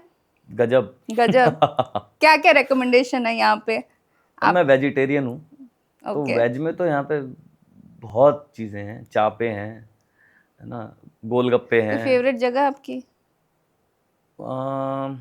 एनएसपी में M2K पे जो सिनेमा हॉल है ना, उसके पास में एक जयवीर चाप करके है, मैं वहाँ बहुत जाता हूँ। अभी भी और जाते हैं? अभी भी जाता हूँ। ऐसा कहते हैं ना, जो सिंगर्स को कुछ चीजें ऐसी होती है ना जो आप नहीं खा सकते अपने गले का ध्यान रखने के लिए, तो ऐसा कुछ है जिससे आप सिंगर बनने के बाद आपने उसे त्याग दिया? बहुत मन करता है लेकिन कहते हैं, नहीं। मैंने सिर्फ एक चीज़ त्यागी है, ठंडी चीज़ें। बाकी मैं खाने में कोई परहेज नहीं करता हूँ, मैं सब कुछ खाता हूँ। एक चीज़ है जो सिंगर्स को बहुत ज़्यादा इफेक्ट करती है, वो है नींद। अगर आपकी नींद पूरी नहीं है और आपने गाया, तो आप पक्का बीमार पड़ोगे। अच्छा। जी, तो नींद पूरी होनी चाहिए। दूसरा, ठंडा अवॉइड करो। जब तक बहुत गर्मी नहीं होती ना, तब तक मैं ठंडा नहीं पीता। दिल्ली में ही होती है, मतलब इस नॉर्थ में ही साइड में होती है ज़्यादा गर्मी, तो बहुत ज़्यादा गर्मी पड़ रही होती है, तब मैं थोड़ा ठंडा पानी, थोड़ा गर्म पानी मिक्स करके, मतलब उसको थोड़ा सा मतलब एवरेज कर लेता हूँ, फिर मैं पीता हूँ। तो ये 2 चीज़ें हैं जो मैं परहेज करता हूँ, बाकी खाने खट्टा पीने। वट्टा सब, गोलगप्पे वगैरह सब? ईंट पत्थर सब हजम है। अच्छा, तो आप यहाँ पे लाइव शोज कर रहे थे, मतलब बॉलीवुड में आप फिर कैसे गए? क्योंकि आप लाइव शोज कर रहे थे, आप उस बीच आप सारे रियलिटी शो करके भी वापस आ गए, आप लाइव शो फिर से करने लगे यहीं पे। तो मैं तंग आ गया ना। फिर आप बॉम्बे कैसे गए? आपकी जर्नी कैसी रही? तो मैं बहुत तंग आ गया इन चीज़ों से कि मेरा ग्रोथ कहाँ है। मैं हमेशा यही सोचता रहता था कि अब नेक्स्ट क्या, शुरू से, अब से नहीं। मतलब जब मैं खेलता भी था तब भी मैं ये सोचता था कि आज ये खेल लिया, अच्छा खेल लिया, अब आगे क्या करना है देखो। शोज हो गए, पैसे कमाने लग गए, ठीक है, अब इसको बढ़ाएं कैसे। फिर रियलिटी शो की तरफ देखा, 3-4 साल 5 साल ट्राई किया, उससे बात नहीं बनी। फिर मेरे दिमाग में यही चलता रहता था कि क्या करूं क्या करूं क्या करूं। लेकिन बात क्यों नहीं बनी? आपको काफी जजेस ने भी बहुत अच्छे अच्छे कमेंट्स दिए थे ना, हाँ, करण जौहर वगैरह भी आते थे, आपकी काफी सब। तारीफ करते थे, फिर क्या हुआ जो मतलब? Rahman sir, AR Rahman sir ने मेरे को ऑडिशन टाइम पे, जो मैं द वॉइस में था, तो ऑडिशन टाइम में मुझे बेस्ट परफॉर्मर दिया था उस दिन का, जय हो मूवमेंट करके उसमें था वो दिया था उन्होंने। और उन्होंने बहुत अच्छी अच्छी बातें बोली थी मेरी परफॉर्मेंस के बारे में, हर चीज़ के बारे में। उस दिन मेरी मम्मी स्टेज पे आई थी रोते हुए, और वो कोई कहानी नहीं थी, और उन्होंने मुझे स्टेज पे बोला था कि मेरे बच्चे, मेरे से गलती हुई, मुझे माफ़ कर दे, सॉरी, कि हमने तेरे को कभी सपोर्ट नहीं किया और ये वो। और मैं हंस रहा था पूरी तरीके से। मैंने कहा क्यों बेइज्जती करा रहे हो यार ये लोग ये सब वही कर रहे हैं, तुम भी वही कर रहे हो यार। कान में बोल रहा था मैं उनके, ऐसे गले लगते हुए। मैंने कहा चुप हो। पर कभी ऐसा होता है कि वो लोग कहते हैं कि बहुत तारीफ की, फिर आप जाते हो उनके ऑफिस वगैरह में ट्राई करने, फिर कैसा रिस्पॉन्स रहता है? देखिए, सब बिजी हैं अपनी लाइफ में। आज मुझे पता नहीं मैंने आपसे क्या बात की है, 4 दिन बाद आप मुझसे पूछोगे तो मैं आधी बातें बता पाऊंगा, आधी नहीं बता पाऊंगा। और वो रोज़ किसी ना किसी सिंगर को, किसी ना किसी म्यूजिशियंस को सुनते हैं, काम करते हैं उनके साथ में। उनको ये बात याद रहे, अगर मैं ऐसा सोचता हूँ तो मैं बेवकूफ़ हूँ। मैं ये मानता हूँ कि अगर मैं अभी रहमान सर से किसी तरीके से मुलाकात कर लूँ तो मुझे ऑन द स्पॉट काम दे सकते हैं, लेकिन वो भूल जाते हैं। ऐसे लोग, बड़े लोग हैं, बड़े बड़े काम करते हैं, तो मैं उन लोगों से कभी भी कोई गिला शिकवा रख ही नहीं सकता कि वो भूल जाएंगे। ऑब्वियसली उन्होंने जो स्टेज पे बोला, उन्होंने और भी तो 50 सिंगर्स को सुना है ना, तो ठीक है, कोई बात नहीं है। बात होती है पीछे वाले लोगों से, है ना, क्यों वो हैं एक्चुअली में। क्योंकि मेरे को पहले जिस राउंड में मुझे बहुत अच्छा बोला गया, उसके नेक्स्ट राउंड में मेरा एपिसोड टीवी पे टेलीकास्ट तक नहीं किया गया। क्यों? क्योंकि मैंने अच्छा गाया था हाँ। और उन्होंने मुझे एलिमिनेट किया था। तो अच्छा गा के एलिमिनेट करके तो ये कैसे हुआ? अच्छा गा के यही तो है, यही तो है क्यों? सारा जादू अच्छा गा के भी आप एलिमिनेट हो सकते अरे ये तो कैसे, मतलब ये तो बात ही गलत है। हैं। बात ही गलत है, आपको दिखाएंगे ही नहीं टीवी पे। पर ऐसा क्यों करते हैं? किसी और के अंदर उनको फ्यूचर नजर आ रहा होता है कि भाई ये हमारे इस सीजन में ये बंदा है जो हमको अच्छी TRP ला के देगा। जो तो पूरा प्री डिसाइडेड ही होता है एक तरह से। पूरा नहीं बोलूंगा मैं, हाँ, लेकिन टॉप 70%। 5 जो जाने के बाद, अगर उसमें, क्योंकि वो जो होता है वो क्रीम लेयर होती है, हाँ हाँ हाँ तो उसमें आप ऐसा कुछ कह ही नहीं सकते कि ये खराब है, ये बहुत अच्छा है, हाँ। क्योंकि ऑलमोस्ट सब सेम होता है। बिल्कुल बिल्कुल। तो वहां पर फिर पार्शियलिटी आ जाती है। हाँ, 5 हुए, उसके बाद तो क्या चाहिए, सारे ही खुश हैं। हार जाओ जीत जाओ कोई मैटर ही नहीं करता रियलिटी शो जीत कर वैसे बहुत कुछ लोगों ने किया नहीं, जो नहीं जीते वो ज्यादा बन पाए हैं। एक्चुअली में, क्योंकि उनको समझ में आ गया ना। विशाल मिश्रा जी सबसे बड़े एग्जाम्पल हैं, उससे भी बड़े एग्जाम्पल हैं अरिजीत सिंह। अरिजीत सिंह, एक और स्टार हैं हमारे, जुबिन नौटियाल। नेहा कक्कड़ भी नहीं जीती। नेहा कक्कड़ तो खैर डिफरेंट लेवल की सिंगर है। वो अच्छी हैं, मुझे अच्छी उनसे हैं। उनसे ज्यादा अच्छी उनकी जो बहन है ना बड़ी, वो बड़ी पर अच्छी वो जो ड्रामा बहुत करती हैं, उनको shows में पता लग रोना गया, वगैरह, ये उनको सब। पता लग गया ना कि उनका, वो है इमोशनल की थोड़ा मेरा ज्यादा on इंटरेक्शन हुआ screen। नहीं है, एक बार इंटरेक्शन हुआ है बस। लेकिन मे भी होंगी इमोशनल, लेकिन उनको पता, एक इंसान को पता लग जाता है ना कि ये मेरा मतलब कि फोर्टे है, इससे मैं बिकूंगा। हाँ, तो वो ऐसा है, तो फिर उसी पे उसी पे फोकस, उसी को घिसते रहो। हाँ, वहां से मिल रहा है तो मिलता है, ठीक है, टीआरपीज। TRP। तो अगर किसी को बॉलीवुड में सिंगर बनना हो तो क्या करना पड़ेगा, अपार्ट फ्रॉम ये जितनी भी ट्रेनिंग वगैरह, एक अच्छा आपने गाना सीख लिया, आपको अच्छा आता है, क्या करना पड़ेगा? बॉलीवुड जाकर आपने क्या किया सबसे पहले मुंबई जाके? सबसे पहले मैंने यहाँ पे अपना सारा का सारा काम स्थगित कर दिया, युद्ध विराम काइंड ऑफ हो तो गया। पैसे सारे बंद हो गए मिलना? बंद हो गए, शोज सब बंद? सब बंद। तो मुंबई चले मैं गए? मुंबई चला गया। बीच बीच में करता था, जब दिल्ली आता था तो कुछ मतलब खर्चा भी तो निकालना था। वहां पे जाके 8 महीने तक तो मुझे कुछ मतलब कि समझ ही नहीं आया कि कहाँ जाऊं, क्या करूं, किससे मिलूं, क्या करूं। इतने रियलिटी शो करने के बाद भी इतने इतने कॉन्टेक्ट्स तो बन ही गए होंगे इस बीच में लोगों के साथ जब वो मिलते हैं, मतलब रियलिटी शो में एटलीस्ट इतना तो पता होगा कि ये इसका ऑफिस यहाँ है, ये यहाँ है, ऐसे मिल चुके हाँ, हैं ये एक बार। होता है, ये भी आपको खुद ही करना पड़ता है। लेकिन फिर भी आपको वहां पे जाकर क्लूलेस थे। अब बिल्डिंग के बाहर जाके खड़े होके करोगे क्या? घुसने नहीं देते। कोई सेंस ही नहीं है इस बात का कि हम मिलना चाहते हैं तो कैसे मिलोगे। अगर वो गाड़ी से भी जा रहे हैं, मिल गए, सर मैं सिंगर हूँ, हाँ। अच्छा बहुत बढ़िया, सर मिले तो वहां पे शो में आपने बहुत अच्छा तारीफ की थी, बहुत अच्छा बोला तो सर उनको याद ही नहीं होगा, एकदम एक्नॉलेज नहीं करते। नहीं करते ज्यादातर। क्यों करेंगे वो, और नहीं करना चाहिए, मैं तो मानता हूँ इस बात को, क्यों सपोर्ट नहीं करता हूँ। करना चाहिए? वो भी काम करने थोड़ा जा सा रहे हैं और हम टाइम भी। दे दे, किसी के सुन ले आवाज एक बार। अगर एक को देंगे तो 10 को और देना पड़ेगा, ये बात है। कैसे किया आपने स्ट्रगल? ये देखो, अब जैसे मैं आपको छोटा सा एग्जांपल देता हूँ, एक बड़ा अजीब सा है लेकिन आप शायद रिलेट कर पाओ। हम गाड़ी में जाते हैं, ड्राइव करते हुए सिग्नल पे हम रुकते हैं, है ना, एक बच्चा आता है, बोलता है कुछ खिला दो भैया, पैसे मांगता है या कुछ भी करता है, चलो मेरे पास कुछ खाने के लिए रखा है, मैंने उसको दे दिया, उसको वो खाना मिलते ही 6 और आ जाते हैं पीछे से, सही है। 6 और आ जाते हैं और वो भी बोलते हैं भैया दे दो, हमें भी दे दो। मन तो कर रहा होता है यार कि सबको दे। दे दूं यार, कहाँ से दूं, क्या दूं इनको, एकदम मन पसीज जाता है ना, प्रेम आता है बच्चों के ऊपर, यार कुछ खिला दूं, यार कुछ पैसे दे दूं, लेकिन नहीं है उस समय आपके पास, तो क्या करोगे, कुछ नहीं ना, चल ठीक है बाय, सीधा। तो उनके साथ भी ऐसा ही है। लेकिन आपकी स्ट्रगल की कहानी क्या है? क्योंकि अक्सर लोग सुनाते हैं ना कि हम बॉम्बे गए, हमारे पास रहने को जगह नहीं, फुटपाथ पे सोए, खाने को जगह, ऐसे बड़े बड़े स्टार्स जिनको शायद इंदिरा गांधी वगैरह के साथ उनके आना जाना, वो भी ऐसी कहानियां खूब सुनाते हैं। मैंने एक एपिसोड भी इस पे किया हुआ है। मैं तो- झूठ नहीं बोलूंगा बिल्कुल भी, मैं काम कर रहा था, मैंने पैसे इकट्ठे किए थे ऐसे दिनों के लिए कि मैं अगर कहीं कुछ काम करने जाऊँ या कुछ स्थगित, कुछ रुक जाए जीवन में, तो क्या करूँगा मैं। तो एक बचपन से ही होता है ना कि भाई पैसे जोड़ के रखो, हाँ, सेविंग्स रखो, वैसा था। और मैं 1-2 साल का अपना जुगाड़ करके लेके गया था कि 1-2 साल अगर काम नहीं मिलेगा तो चला लूँगा काम में, घर का किराया और अपना खाना पीने का मेरा किराए भाड़े का हो जाएगा, इतना था मेरे पास, कुछ लाख रुपए मेरे पास थे। तो फिर भी आपके पास पैसे हैं भी, तब भी आपके दिमाग में तो टेंशन रहेगी ना कि मैं करूं क्या आगे, अब इसको आगे भी तो बढ़ाना है, इन्हीं पैसों से जीवन थोड़ा ना चल किराया जाएगा। बस दे रहे हो। हाँ, खत्म ही हो रहे हैं ना, वो तो खत्म हो जाएंगे एक दिन। बिल्कुल। तो फिर मैंने लोगों के पास जाना शुरू किया, मिलना शुरू किया, इंस्टा पे मैं लगातार रील डाल रहा था, तो वहाँ से भी थोड़ी थोड़ी हुआ, और कुछ मैंने म्यूजिक डायरेक्टर्स के ईमेल आईडीज निकाले, कोशिश किया उनसे बात करने का। तो लकीली कुछ कुछ लोगों ने मुझे सुना और सुन के मुझे बुलाया, just to sing some scratches.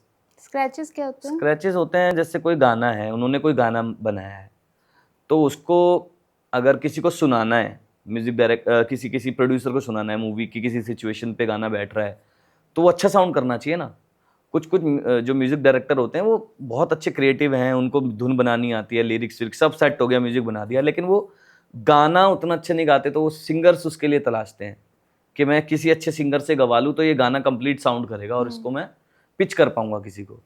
तो स्क्रैचेस वो होते हैं, अच्छा, जाके आपको गाने मतलब एक डमी जैसा डमी डमी हाँ, डमी, हाँ। और उसका कोई चांस वो नहीं है, मतलब गारंटी नहीं कि वो फाइनल होगा। उसके पैसे मिलते हैं? पैसे नहीं मिलते, स्क्रैचेस के पैसे नहीं मिलते? नहीं मिलते, तो स्क्रैचेस के पैसे फ्री में ही वो आपका हो गया गाना, मतलब ऐसे ही आप गा देते हैं? हाँ बिल्कुल फ्री में। तो यही तो यही तो स्ट्रगल है। अच्छा, आप जा रहे हो और आप बस उम्मीद कर रहे हो कि यार भगवान ये फाइनल हो जाए। पहला ब्रेक कैसे मिला? एक रिकी केज सर हैं, आप जानते हो तो, रिकी केज उनका नाम है, 3 टाइम ग्रैमी अवार्ड विनर हैं और पद्मश्री हैं। अच्छा, ठीक है, एनवायरमेंटलिस्ट हैं, बेसिकली एनवायरमेंट के ऊपर गाने बनाते हैं। तो ये मैं बता रहा हूँ कि जब मैं स्ट्रगल कर रहा था मुंबई में, जब कौन से साल की बात है? 3 साल हो गए इस बात को, ऐसे मेरे को याद नहीं है कौन सा साल, 22-23, कोविड के बाद का सीन है। अच्छा, तो मैंने उनको भेजा था एक तो अपने ऑडियोज वगैरह, और वो अपने बैंड के लिए सिंगर ढूंढ रहे थे, फोक सिंगर ढूंढ रहे थे। तो उन्होंने मेरा वीडियो देखा, उन्होंने मुझसे कांटेक्ट किया डायरेक्ट। दूसरा एक विक्रम मॉन्ट्रोस कंपोजर हैं, आपने गाना सुना होगा, आपने उनके लिए गाना गाया ना? हाँ हाँ, शंभू। शंभू। तो विक्रम मॉन्ट्रोस सर ने मुझे उनको भी मैंने भेजा था, उन्होंने फिर मेरा इंस्टाग्राम पे सुना, फिर काफ़ी दिन मतलब मैसेज वगैरह पे बात हुई, फिर उन्होंने मुझे बुलाया। तो शंभू आपका पहला गाना था? बॉलीवुड में? हाँ, बॉलीवुड में हाँ, पहला गाना शंभू कह सकते हो आप, शंभू। उसके अलावा भी हैं, लेकिन वो बहुत मतलब कि बैकग्राउंड स्कोर टाइप में बैकग्राउंड है। तो मेन आपके कौन कौन से गाने थे धुरंधर से पहले? इससे पहले सन ऑफ सरदार 2 का टाइटल ट्रैक है, किल आपने देखी हो, किल मूवी, उसका टाइटल ट्रैक है, वो भी शाश्वत सचदेव सर के साथ है, जो धुरंधर में म्यूजिक डायरेक्टर हैं, उनके साथ ही है। फिर ये है क्या नाम है, शंभू है। शंभू है। शंभू शंभू थोड़ा गा देंगे हमारे लिए? हाँ बिल्कुल गाएंगे, क्यों नहीं गाएंगे। जय महाकाल। अलग अलग है नाम तेरे पर काम है तेरा एक, हाथ जोड़ सब नमन करे, सब करे रुद्र अभिषेक, भोले का जो ध्यान करे वो काम करे है नेक, देवों के है देव हमारे, हर हर महादेव बनो योगी, पढ़ो मंत्र बोलो शंभू शिव शंकर, तेरी भक्ति है निरंतर, बोलो शंभू शिव शंकर। बहुत खूबसूरत। बिल्कुल बिल्कुल। तो जैसा आपने कहा ना कि शाश्वत सचदेव सर ने आपको ये गाना जी दिया अभी, और इससे पहले भी आपने किल में उनके लिए गाना गाया था। तो बॉलीवुड में ऐसा होता है कि कनेक्शंस बन जाते हैं तो काम ज्यादा आसानी से हो बिल्कुल जाता है। बिल्कुल। आप उनकी टीम में शामिल होने चाहिए, आप मतलब उनको सेटिस्फाई कर सको कि भाई उन्होंने जो बनाया है उसके साथ आप इंसाफ कर रहे हो, जो भी गाना वो आपको दे रहे हैं आप वो अच्छे से निभा पाओगे, है ना। स्टेज पे गाना अलग होता है और रिकॉर्डिंग में गाना अलग होता है। आधे से ज्यादा अच्छे से अच्छे सिंगर स्टूडियो में जाके टूटते हैं। टूटते हैं मतलब कि जो हम डायनेमिक माइक यूज करते हैं ना, हाँ। वो एक अलग चीज है, हाँ। और जो कंडेंसर माइक है वो एक अलग चीज है। वो इतनी बारीक चीज भी, हवा भी, सांस की सब पकड़ता है वो, और आपको उसके साथ दोस्ती करनी पड़ती है, बहुत लंबा टाइम प्रैक्टिस करनी पड़ती है, सांस रोकने की भी, सांस रोकने की, नोट्स एक एक सुर भी इधर से उधर जाता है ना तो सब पता लगता है। फील, आप जो डिमांड है गाने की आप वो फील मेंटेन कर पा रहे हो कि नहीं, यहाँ पर टेक्निक आती है ना। एक सुर आप सेम लाउडनेस के साथ गा रहे हो, वही सुर आपको थोड़ा सॉफ्टनेस के साथ भी गाना पड़ेगा, है ना। उसके लिए प्रैक्टिसेस होती हैं। यहाँ पर आती है क्या कहते हैं आपकी ट्रेनिंग काम, जब कंडेंसर माइक के सामने आप खड़े होते तो हो। आप तो मतलब बुलंद तो गा ही लेते हैं, आपकी आवाज तो हाई पिच वाली है, और कुछ ही ऐसे सिंगर्स हैं हमारे कंट्री में जो मतलब ना इस रेंज में आती है, लेकिन आप फिर सॉफ्ट मेलोडी वाले भी गाने आप गा लेते हो। हाँ, बिल्कुल गाता हूँ। उसमें कोई फेवरेट है आपका जो गा के सुनाइए? मैं अपना ही गाना सुनाता हूँ आपको, बहुत बड़ा हिट नहीं है लेकिन आपको अच्छा लगेगा शायद। तो बिल्कुल लगेगा। दीदार को तेरे तरसे नयन ये, देखें तुझे तो ये मुस्कुराए, होने लगा जो दिल को है मेरे, लफ्जों में कैसे तुझको बताएं, मंजूरी तेरे दिल से है मांगे, टूटे कभी ना बांधे जो धागे, तू ही है मेरा जुनू बन गया,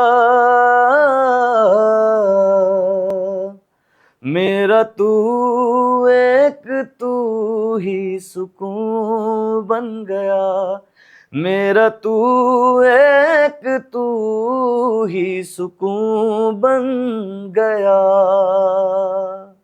बहुत खूबसूरत। बहुत दिनों बाद गाया मैंने गाना, लगभग 1-1.5 साल बाद। बहुत खूबसूरत। तो ऐसा होता है कि जैसे टाइपकास्ट, एक्टर्स यूजुअली टाइपकास्ट हो जाते हैं, ऐसे सिंगर्स भी टाइपकास्ट हो जाते हैं, क्योंकि आप जैसे अभी हाई पिच गा रहे हैं लेकिन आप दोनों फॉर्म गा सकते हो। हाँ, तो लेकिन ऐसे ही गाने आ रहे हो कि हाई पिच वाले ही आते हैं। तो चलेगा, मुझे कोई दिक्कत नहीं है। देखो स्पेशलिटी होती है हर किसी की, उसके अलावा आपको ट्राई सब कुछ करना चाहिए। मेरे पास कैटेगरी बहुत सारी है तो मैं खुश हूँ। ऐसा नहीं है सिर्फ कि ऐसा नहीं कि शंभू के बाद वैसे ही गाने आ रहे हैं। हाँ आते हैं, ऐसी बात नहीं, बिल्कुल आते हैं, लेकिन मैं हर तरह की जॉनर को एक्सेप्ट करता हूँ। मैं पॉप भी गा रहा हूँ आजकल, फोक तो मेरा है ही है, फोक, सूफी, अब विशाल सर जैसे गाने सुनते हैं आप, विशाल डडलानी सर थोड़े से ग्रंजी होते हैं, थोड़ा रॉक फील होता है, वो भी गा रहा हूँ मैं, उस तरह के भी गा लेता हूँ। और जैसे कि आपने सुना, मेरा कैटेगरी रोमांटिक वाला थोड़ा डिफरेंट है। अच्छा। है ना, मतलब आप ये नहीं कह सकते कि सोनू निगम और जुबिन नौटियाल की जैसी सॉफ्ट वॉइस है, एक्स्ट्रा एयर है उस वॉइस के अंदर और मॉड्यूलेशन बहुत तगड़ी है, वैसा नहीं है मेरा, लेकिन सॉफ्ट है। और उसकी एक अलग कैटेगरी है, मैं सॉफ्ट गा सकता हूँ लेकिन उसका एक क्राइटेरिया अलग है। और मेरे पास बहुत सारा मतलब स्पेस है जो मैं बहुत अच्छा तगड़ा गा सकता हूँ और वो मैक्सिमम हाई है, तो मैं उसको कभी भी ये नहीं कहूंगा कि यार वो सिर्फ स्ट्रेंथ हाई है हाई मिल रहा है। आपकी। मेरी स्ट्रेंथ है, तो मैं उसको पर ऐसा टाइपकास्ट हो जाता है यूजुअली हो जाता इंडस्ट्री में, हो जाता है। होता है। लेकिन कुछ कुछ लोग को पता होता है कि यार ये बहुत कुछ अलग भी गा सकता है, सबको नहीं पता होता है। लोगों को लगता है यार ये लाउड गाता है, लाउड ही गवाओ इसको। लेकिन कुछ कुछ लोग जिसके साथ आप ज्यादा समय स्पेंड कर लेते हो, ज्यादा थोड़ा जैम वगैरह कर लेते हो, तो उसको ग्रेजुअली पता लगने लगता है कि यार ये तो अदर चीजें भी बहुत अच्छी कर सकता है, तो फिर वो आपको ट्राई करते हैं दूसरी चीजों के लिए। ये है। इंडस्ट्री में आप किससे इंस्पायर होते हो एज एज अ सिंगर? आपका कौन फेवरेट है? मैंने सबके नाम ले दिए, वैसे फिर से लेता हूँ specific. Kailash Kher sir, Sukhwinder sir, Vishal Dadlani, और एक नए सिंगर हैं, उनका नाम है दिव्या कुमार। अच्छा। बहुत तगड़ा, उनका वॉइस बहुत टेक्सचर बहुत डिफरेंट लगता है मुझे, बहुत अच्छे लगता इंडस्ट्री में आपका कोई दोस्त है? है। नहीं, मतलब दोस्त ऐसा नहीं होते ऐसा क्या इंडस्ट्री में? अक्सर ऐसे मैंने दोस्त सुना नहीं है। है जो मतलब कि चड्डी बड्डी टाइप्स या बेस्ट फ्रेंड्स टाइप वैसे जिससे नहीं। हर कोई बात कर सको। दोस्त हैं, होते हैं, हेलो वर्किंग आए बने वाले। जाते हैं। हाँ, पर वैसे अगर दिल की बात या 3M फ्रेंड्स जिसे कहते हैं, वैसा नहीं नहीं? नहीं नहीं, वैसा कुछ नहीं। ऐसे दोस्त नहीं होते क्या बॉलीवुड में? कुछ कुछ होते भी हैं यार, जो ज्यादा समय एक दूसरे के साथ स्पेंड करते हैं, जो शुरू से मुंबई में हैं, वो है। हम लोग तो काम करने जाते हैं, तो पहले तो दिल्ली वालों का नाम सुनते ही उनको लगता है कि ये ज्यादा चालू आदमी होगा, तो पहले तो दूर दूर ही रखते हैं, बेटे दूर रह तू अभी। फिर जब पता लगता है कि नहीं यार ये हम्बल है बंदा, रिस्पेक्ट से बात करता है, सब है, तब थोड़ा थोड़ा अंदर घुसने को मिलता है, तब हाय हेलो यारी दोस्ती थोड़ी बहुत हो जाती है। जेलसी होती है? क्योंकि हम अक्सर सुनते हैं एक्टर्स के बीच में जेलसी होती है, सिंगर्स के बीच में जेलसी होती है? बहुत होती है। बहुत होती है। हाँ, लेकिन आपको उस जेलसी को कंट्रोल करना चाहिए और उसको छोड़ देना चाहिए, ऐसा मुझे लगता है। क्योंकि मुझे एक समय तक बहुत हुई है यार, ये इतना बड़ा बन गया, ये इसने वो कर या लिया, ये तो कर यार लिया। इतना बेकार गाता है, इसको कैसे चांस मिल गया? हाँ, हुआ है, बहुत हुआ है। लेकिन एक समय के बाद, वही मैच्योरिटी आने के बाद आपको समझ में आ जाती है कि भैया जो पब्लिक को पसंद आ रहा है ना, उस पर आप सवाल करो ही मत। अगर पब्लिक ने किसी को, चाहे वो गंदे से गंदी चीज कर रहा हो, टैलेंट हो कम हो उसके अंदर, वल्गैरिटी की बात नहीं कर रहा मैं जैसे कि मैं गाता हूँ, गाने की बात ऑटो कर रहा ट्यून हूँ। लगा के किसी ने गा ऑटो ट्यून दिया? कर, वो तो नॉर्मल सी बात है। आजकल बहुत Normal है। सारे सिंगर्स ऐसे हैं जो स्टेज पे जाते हैं, वो गाते हैं और उनका फिर बड़ा खिल्ली उड़ाई जाती है हाँ। ना, बड़ा ट्रोल होते हैं वो लोग। लेकिन उनको क्या फर्क पड़ता है उससे? उनको तो, उनकी तो चाहे नेगेटिव मार्केटिंग हो रही है उनकी तो। ऑटो ट्यून से पूरा बेसुरा आदमी सुर में गाना गा सकता है? ऐसा नहीं है, ऐसा बिल्कुल नहीं है, ये बड़ा भ्रम है। गलत सोच है, भ्रम है ये। क्योंकि आपको सुर में ही गाना पड़ेगा। आप सुर में गा रहे हो तो ऑटो ट्यून आपको मतलब कि वो पिच करेक्ट कर देता है बस आपकी, है ना, बिल्कुल सटीक साउंड करवाएगा। अब जैसे हम बड़े बड़े लेजेंड्स की बात करते हैं, लता जी, रफ़ी साहब और उन सब की, वो उस समय इतना परफेक्ट गाते थे और इंस्ट्रूमेंट भी उनके हिसाब से ही ट्यून्ड होते थे, है ना। लेकिन अगर आप आज उनको कुछ कुछ गाने ऐसे हैं, उनको आप ट्रीट करने की कोशिश करते हैं, तो आपको पता लगता है वो 440 नहीं है हर्ट्स, वो ऊपर है हल्का फुल्का थोड़ा बहुत, या तो नीचे है हल्का फुल्का। तो आपको बस उसको, उसका जो क्या कहते हैं, फ्रीक्वेंसी सेट करने के लिए यूज करना पड़ता है उसको, ऑटो ट्यून को। पर बहुत सारे हम सिंगर देखते हैं ना, स्टेज पे एकदम ही बेसुरा गा रहे हैं, तो लेकिन उनका रिकॉर्डिंग वाला गाना बहुत अच्छा होता है। क्योंकि वो एक बार में नहीं गाया होता ना उन्होंने।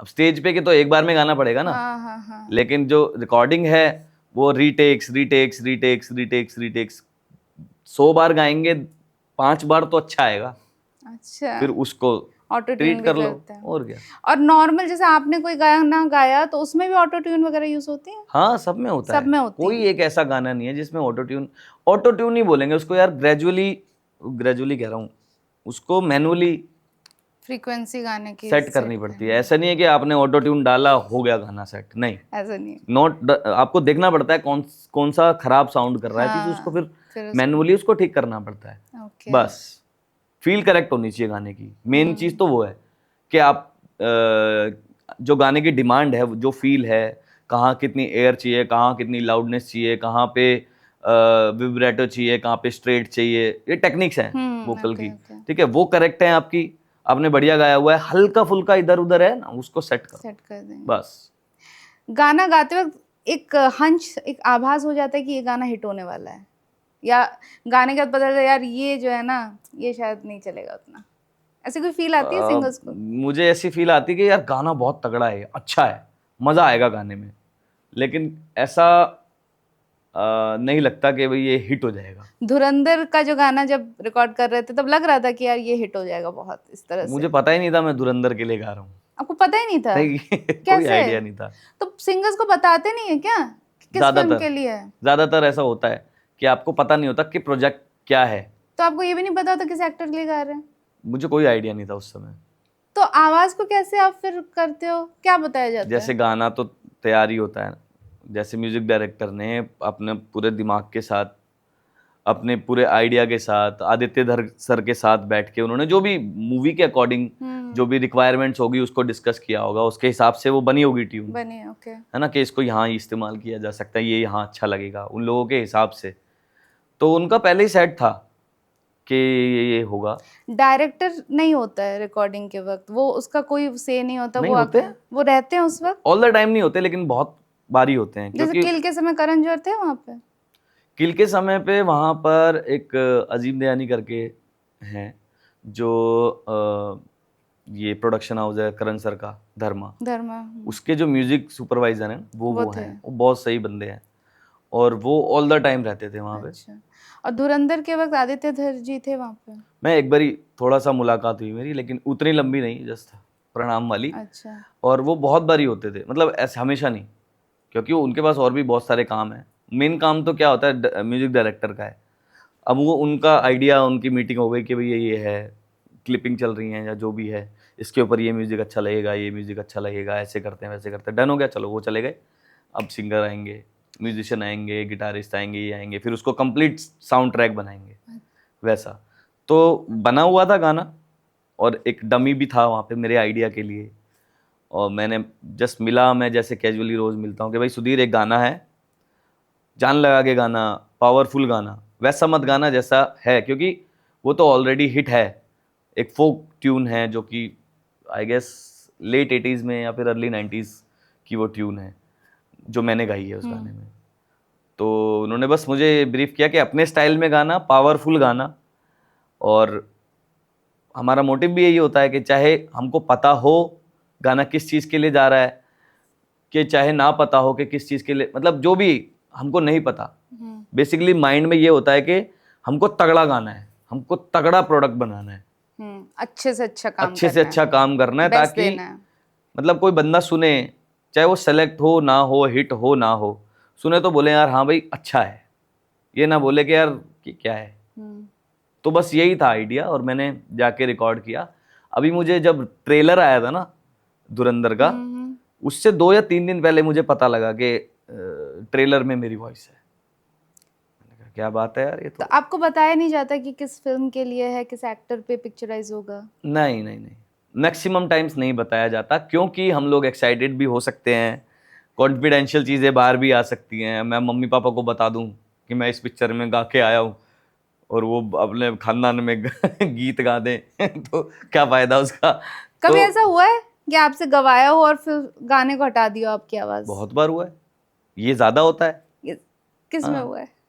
ये नहीं बताऊंगा ये नहीं बता सकता। तो ऐसा कोई डिसअपॉइंटिंग मोमेंट था जब आपने सबको बता दिया हो, घर वालों को भी बता दिया हो? हाँ, क्या हुआ था? हाँ हुआ है। तो गाना किया था हमने, एक बड़ी मूवी का गाना था, और एक नहीं 2-3 गाने किए थे लगभग, स्कोर भी था उसमें, और बहुत पावरफुल चीज़ें थी। अभी रीसेंट रिलीज? रिसेंटली रिलीज 6-8 महीने पहले की बात है। तो मैं एक्साइटेड हो गया। अब मुझे पता लग गया कि क्या है, क्या मूवी है और इसमें मेरा गाना आएगा। मैं खुश, मैंने कहा चलो प्रमोट करेंगे इसको अच्छे से। वो मैंने मम्मी को भी बता दिया कि माँ मेरा इसमें गाना आने वाला है। वो भी खुश सब।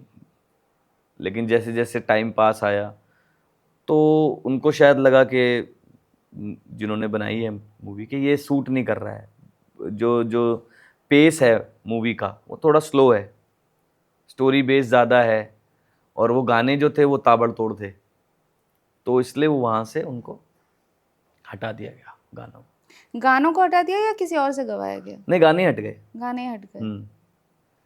तो उसके इसलिए पैसे मुझे मिले? ज़्यादा बुरा भी नहीं लगा। मैंने कहा ठीक है भाई, गाना ही हट गया। ऐसा भी होता है किसी और से भी गवा देते हैं? ऐसा तो हर बार होता है, हर बार होता है, क्योंकि आपने गा दिया, अच्छा ही साउंड कर रहा है वो, हाँ। लेकिन अगेन वो बिजनेस आ जाता है सामने। सबको ऑडियंस चाहिए सुनने वाली। तो जो वेल स्टैब्लिश सिंगर्स हैं उन कोशिश की जाती है कि वो गाएं। और वो एक प्रोड्यूसर के अगर नज़रिए से सोचा जाए तो वो मुझे बुरा नहीं लगता, ठीक लगता है कि यार हर किसी को ये है कि भाई मेरा प्रोडक्ट बने तो हिट हो, काम अच्छा हो, ये हो। तो अगर कोई गाना बनाया, सुधीर ने गाया, अच्छा गाया, कोई बात नहीं, इसके लिए कोई और स्पेस बन जाएगा, स्पेस कभी ना कभी बन जाएगा। लेकिन ये गाना मुझे अरिजीत से गवाना है या XYZ बड़े किसी सुखीबाजी से गवाना है तो गवा लेते हैं लोग। तो आपसे क्यों पहले गवाते हैं फिर? उनसे डायरेक्ट क्यों नहीं गवाते हैं? मैंने इसका जवाब दिया है आपको पहले। वो गाने को पिच करना है। अच्छा, स्क्रैच जो आप बता रहे हाँ, हैं। उस गाने को पिच करना है, सेलेक्ट हो जाएगा। कैसे तो होगा? बताते नहीं कि ये स्क्रैच के लिए है? हाँ, बताते हैं। बता देते हैं। ज़्यादातर नहीं बताते हैं, हमको खुद से सोच के चलना पड़ता है कि स्क्रैच है। तो क्या हिंट्स मिलते हैं जिससे आपको लगता है कि ये नहीं होगा, स्क्रैच ही होगा? अगर सामने से बोल दिया किसी ने कि भाई आके गाना गाओ और जाओ, अच्छा, तो वही हिंट है। हिंट है। वो बोलेंगे ही नहीं आपको कि इस मूवी का गाना है, इसमें लगेगा या ऐसा लगेगा वैसा लगेगा। आप आओ, आप गाना समझो, गाना गाओ और प्रार्थना करो बोले हे भोलेनाथ मेरी आवाज़ में सेलेक्ट हो जाए। हम भी कोशिश करेंगे, कुछ अच्छे लोग, कुछ अच्छे म्यूज़िक डायरेक्टर जो जिनके साथ मैंने काम किया कर रहा हूँ, जैसे कि शाश्वत सचदेव सर के बारे में मैंने बोला, बहुत कोशिश करते हैं कि हमारी आवाज़ रह जाए। और लकीली उनके साथ 2-3 प्रोजेक्ट में मेरी आवाज़ रह गई, क्योंकि शायद उन्होंने बड़ा फोर्स किया होगा उनको, प्रोड्यूसर्स को, डायरेक्टर्स को, कि भाई नहीं अच्छा है, मर्जिंग लड़का है, बढ़िया गा रहा है, ले लो। तो उसकी वजह से किल कावा कावा, किल का जो टाइटल ट्रैक था वो भी रह गया था। और ये भी क्या नाम है, धुरंधर का टाइटल ट्रैक, उसमें इतना ही रह गया। लेकिन इतना भी बहुत है। गाया कैसे ज़्यादा था आपने? थोड़ा बहुत। और थोड़ा? हाँ, और थोड़ा पार्ट था। कभी ऐसा होता है कि गाना गा दिया लेकिन पैसे नहीं मिले उसके? ये भी होता है। ये भी होता है। हाँ, पैसे की उम्मीद नहीं करता मैं, लेकिन कि नहीं मुझे करते पैसे हैं। मिलेंगे। तो कितना एक एवरेज बॉलीवुड सिंगर को एक गाने के लिए कितना पैसा मिलता है? वही डिपेंड करता है वो कितने लेवल पे स्टैंड करता है। आपको कितना मिलता है अभी? मैं मांगता नहीं हूँ, मुझे जितना मिल जाता है मैं ले लेता हूँ। 50, 1, 1.5 जो भी मिल जाता है 1-1.5 लाख? हाथ जोड़ के ले लेता हूँ, क्योंकि मेरी जो बैटल फील्ड है वो अलग है। क्या है मैं जहाँ पे पैसे छापता हूँ वहाँ पे मुझे कोई टोका टाकी नहीं कर सकता। वो? क्या है? मेरा stage, live shows. Live shows. तो लाइव शोज ही एक मेन जरिया होता है इनकम का सिंगर्स के लिए इंडिया में। हाँ, वो तो है। क्योंकि आप देखिए, कंपैरिजन अगर आप करिए तो एक्टर्स को जितना मिलता है एक फिल्म में काम करने के लिए, सिंगर्स को उतना नहीं मिलता है, बहुत कम मिलता है। नहीं इवन जो टॉप सिंगर्स हैं उनको भी। तो देखो, अगर किसी की डिमांड है पर्टिकुलरली कि भाई ये सिंगर से ये गाना गवाना है, तो पैसे वो जो उनका है मार्केट प्राइस उस वक्त, वो तो उसको उनको मिलेगा ही मिलेगा।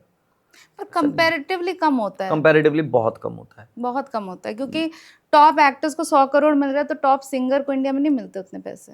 नहीं मिल रहा है। नहीं मिलते। 10 लाख रुपए, 12 लाख रुपए मैक्सिमम। तो बहुत कम है वो। हाँ, तो लाइव शोज ही मेन है। लाइव शोज में जैसे कितना हो जाता है एक सिंगर का, अगर कोई करियर बनाना चाहे? क्योंकि एक आइडिया रफली। कैटेगरीज हैं, स्टार्टिंग भी है। जैसे कि मैंने जब शुरू किया था तो मुझे 200 रुपये मिलते थे, फिर 500 हो गए, फिर 1000 हो गए, फिर 1500, 2000, 3000, करते करते करते करते अच्छा खासा प्राइस हो गया मेरा अब। अच्छा, एक्टिंग में तो नेपोटिज्म की बात आती है। सिंगिंग में ऐसा कुछ है कि फेवरेटिज्म, नेपोटिज्म कुछ ऐसा कभी देखने को मिला है? फेवरेटिज्म होता है, होता है, बहुत ज़रूरी है वो, जरूरी है। बहुत ज़रूरी है वो। क्यों? मैं एक्सप्लेन करता हूँ। बताइए। आपको पता है हम्म। कि आप जो सोच रहे हो उसको निभाने वाला बंदा है कौन। हम्म। आप किसी XYZ को लेके आके क्यों उसके ऊपर पैसे लगाओगे, क्यों उसके ऊपर समय बर्बाद करोगे। दिक्कत सिर्फ एक ही आती है जहाँ पे किसी का हक मारा जाता है। जब तक हक नहीं मारा जा रहा तब तक नेपोटिज्म में कोई दिक्कत नहीं है। हक मारा जाना मतलब वही तो, गा के तो पैसे वैसे भी नहीं दे रहे हैं कई बार। आपको पता ही नहीं है, आप एक लॉबी है, हम्म। आप उस लॉबी में घुसोगे कैसे। आपको उनका विश्वास जीतना पड़ेगा ना पहले, फिर उनके साथ बहुत सारा काम करना पड़ेगा विदाउट कोई डिमांड। फ्री में गाने गाने फ्री पड़ेंगे। में भी गाओ, कोई दिक्कत नहीं है इसमें। क्या है, आपको पता है कि आप कहीं और से कमा रहे हो पैसे और आपको नाम बड़ा करना है और आपको अच्छे ताल्लुक बनाने हैं, अच्छे अच्छे रिलेशनशिप पर बनाने हैं। टेक्निकली तो ये गलत है ना, मेहनत आना तो सबको मिलना चाहिए। मिलना चाहिए, नहीं लेना चलो वो एक अलग बात है, आप अपने रिश्ते नहीं खराब करना चाहते, लेकिन एक होना तो चाहिए। बिल्कुल होना चाहिए, लेकिन आप इस चीज को ट्रिगर करोगे तो आपके रिलेशनशिप खराब होंगे, बैकफायर हो जाएगा। बैकफायर होंगे। आपको उसका खामियाजा भुगतना पड़ेगा हर तरफ से। काम मत। शायद आप ब्लैकलिस्ट भी हो जाओ, कुछ पता थोड़ी है। आपको फिर वो बॉलीवुड में आपको कोई गाना ना मिले अच्छा, तो आप तो ये तो चुप करके अपना ब्लैकमेलिंग हुई एक तरह से। जबानी ब्लैकमेलिंग जबानी नहीं, मतलब डर डर के जीना। मतलब कोई अगर कहे कि यार मैंने गाया है, मुझे इसका, जैसे कोई भी एक फ्रीलांसर भी एक प्रोजेक्ट करता है तो वो कहता है ना कि मेरा इतना काम है, मैं इतना पैसा लूंगा, और चाहे फिर आप उसे यूज करो ना, मेरा इतना टाइम गया तो मैं उसके चार्ज करूंगा। और वो हक से मांगता है, एक मजदूर भी मांगता है। मैं भी मांगता हूँ, कुछ कुछ जगहों पे मैं भी मांगता हूँ हक से, लेकिन हर जगह नहीं मांग सकते हो आप पैसे सब कुछ वहां पर आपको नजर नहीं आ रहे होते। आपको ये दिख रहा होता है कि यार इनके साथ मुझे सीखने को भी मिल रहा है, इनके साथ मेरे बड़े बड़े लोगों के साथ कॉन्टैक्ट्स भी बन रहे हैं, सब मुझे जान रहे हैं। और मतलब इतने बड़े लोग जिनको हमने टीवी में देखा है, मूवीज में देखा है, वो लोग आपको सामने से, है ना, नाम से जानते हैं, शक्ल से जानते हैं, आपको गले लगा रहे हैं। तो एक बड़ी चीज़ हो जाती है मेरे जैसे बंदे के लिए। वो बड़ी चीज़ है जो अब मैं जी रहा हूँ, है ना। तो मुझे बहुत खुशी होती है इन लोगों के साथ काम करके, चाहे मुझे पैसे ना मिले। आपने बिल्कुल ठीक बोला कि मेहनत आना मिलना चाहिए। अगर मुझे कहीं और से नहीं मिल रहा होता तो मुझे भी वही सेम दुख हो रहा होता, लेकिन मुझे पता है कि अगर नहीं मिल रहा है तो कोई बात नहीं, मैं कहीं और से कमा लूँगा। और यहाँ से अगर मुझे कुछ बड़ा प्रोजेक्ट मिल गया तो उस प्रोजेक्ट के बिना पे मैं अपने लाइव परफॉर्मेंसेस का जो लेवल है वो बढ़ा सकता हूँ। मैं प्राइवेट कॉर्पोरेट शोज से कॉन्सर्ट लेवल पे लेके जा सकता हूँ चीज़ों को, और वहाँ पर मैं अच्छे पैसे कमा सकता हूँ। तो इसलिए आपको थोड़ा बहुत बैलेंस करनी पड़ती हैं चीज़ें, ताकि हाँ, डिप्लोमेटिक भी होना पड़ता है कि भाई आपके ताल्लुक भी अच्छे बने रहें, आप अच्छी अच्छी नई चीज़ें सीखते रहें, नए नए लोगों से आपके कांटेक्ट भी बनते रहें, और आपका इधर आपका स्टेज शो से आपका बढ़िया चल रहा है काम। तो ये है। महीने में कितने स्टेज शोज कर लेते हो आप? मैं डिपेंड करता है। अभी सीज़न में तो 10 से 15 पर मंथ हो जाते हैं, कभी 8 भी हो जाते हैं, कभी 7 भी हो जाते हैं, लेकिन अच्छा है, इतने ही होने चाहिए। एक समय पे मैंने 20 25 शो भी किए हैं महीने के अंदर। हाँ, ऑलमोस्ट एवरी डे। ट्रैवल में भी जाता है बहुत सारा समय, है ना, सोना भी है, ये भी करना है। तो लेकिन उस समय पे मेरा जो बहुत नॉमिनल प्राइस था, मतलब ठीक ठाक था, अच्छा बोल सकते हैं उसको, लेकिन अभी उससे बेहतर है। अभी कितना है ये नहीं बता सकता हूँ मैं। अच्छा, एक एवरेज जो मतलब बडिंग जो उभरता हुआ है ना सिंगर, कितना लाइव शो से कमा लेता है एक शो से? उभरता हुए सिंगर की बात करें या एस्टेब्लिश सिंगर की बात करें? उभरता हुआ, दोनों आप बता दीजिए। चलिए, 6 से 10 लाख के बीच में उभरता हुआ एक लाइव शो का। और जो एस्टेब्लिश्ड है अरिजीत टाइप्स, उनका तो सबको पता है, करोड़ 2-3 करोड़ से ऊपर है उनका। जुबिन बाजी का भी 40-50 लाख होगा, और अपने विशाल मिश्रा का भी 70-80 लाख होगा आराम से। ठीक है, तो अच्छे खासे पैसे मिलते हैं इनको एक लाइव शो के। और लेकिन फ़र्क क्या आ जाता है ना, जैसे जो उभरते हुए हैं वो नंबर ऑफ शोज़ करते हैं, जो स्टेब्लिश हो चुके हैं, जिनका नाम है, जिनके गाने हम सब सुनते हैं, वो टूर्स करते हैं, सीजन करते हैं। ऐसे नहीं कि आप कल भी शो आ गया, कल भी बजा लिया, परसों आ गया, चलो जितने मिल रहे कर लो भाई, जितने पैसे कमा सकते हो कमा लो।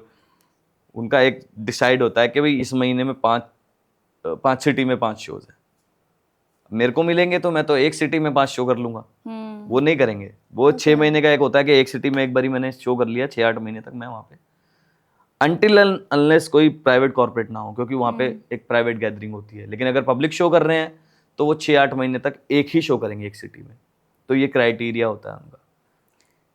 गाने से पहले कुछ स्पेशल कुछ करना होता है, जैसे कल रिकॉर्डिंग है, आज आप कुछ करते हो गले के लिए? नहीं, एक दिन पहले कुछ नहीं करते हैं, एक रेगुलर रूटीन होता है।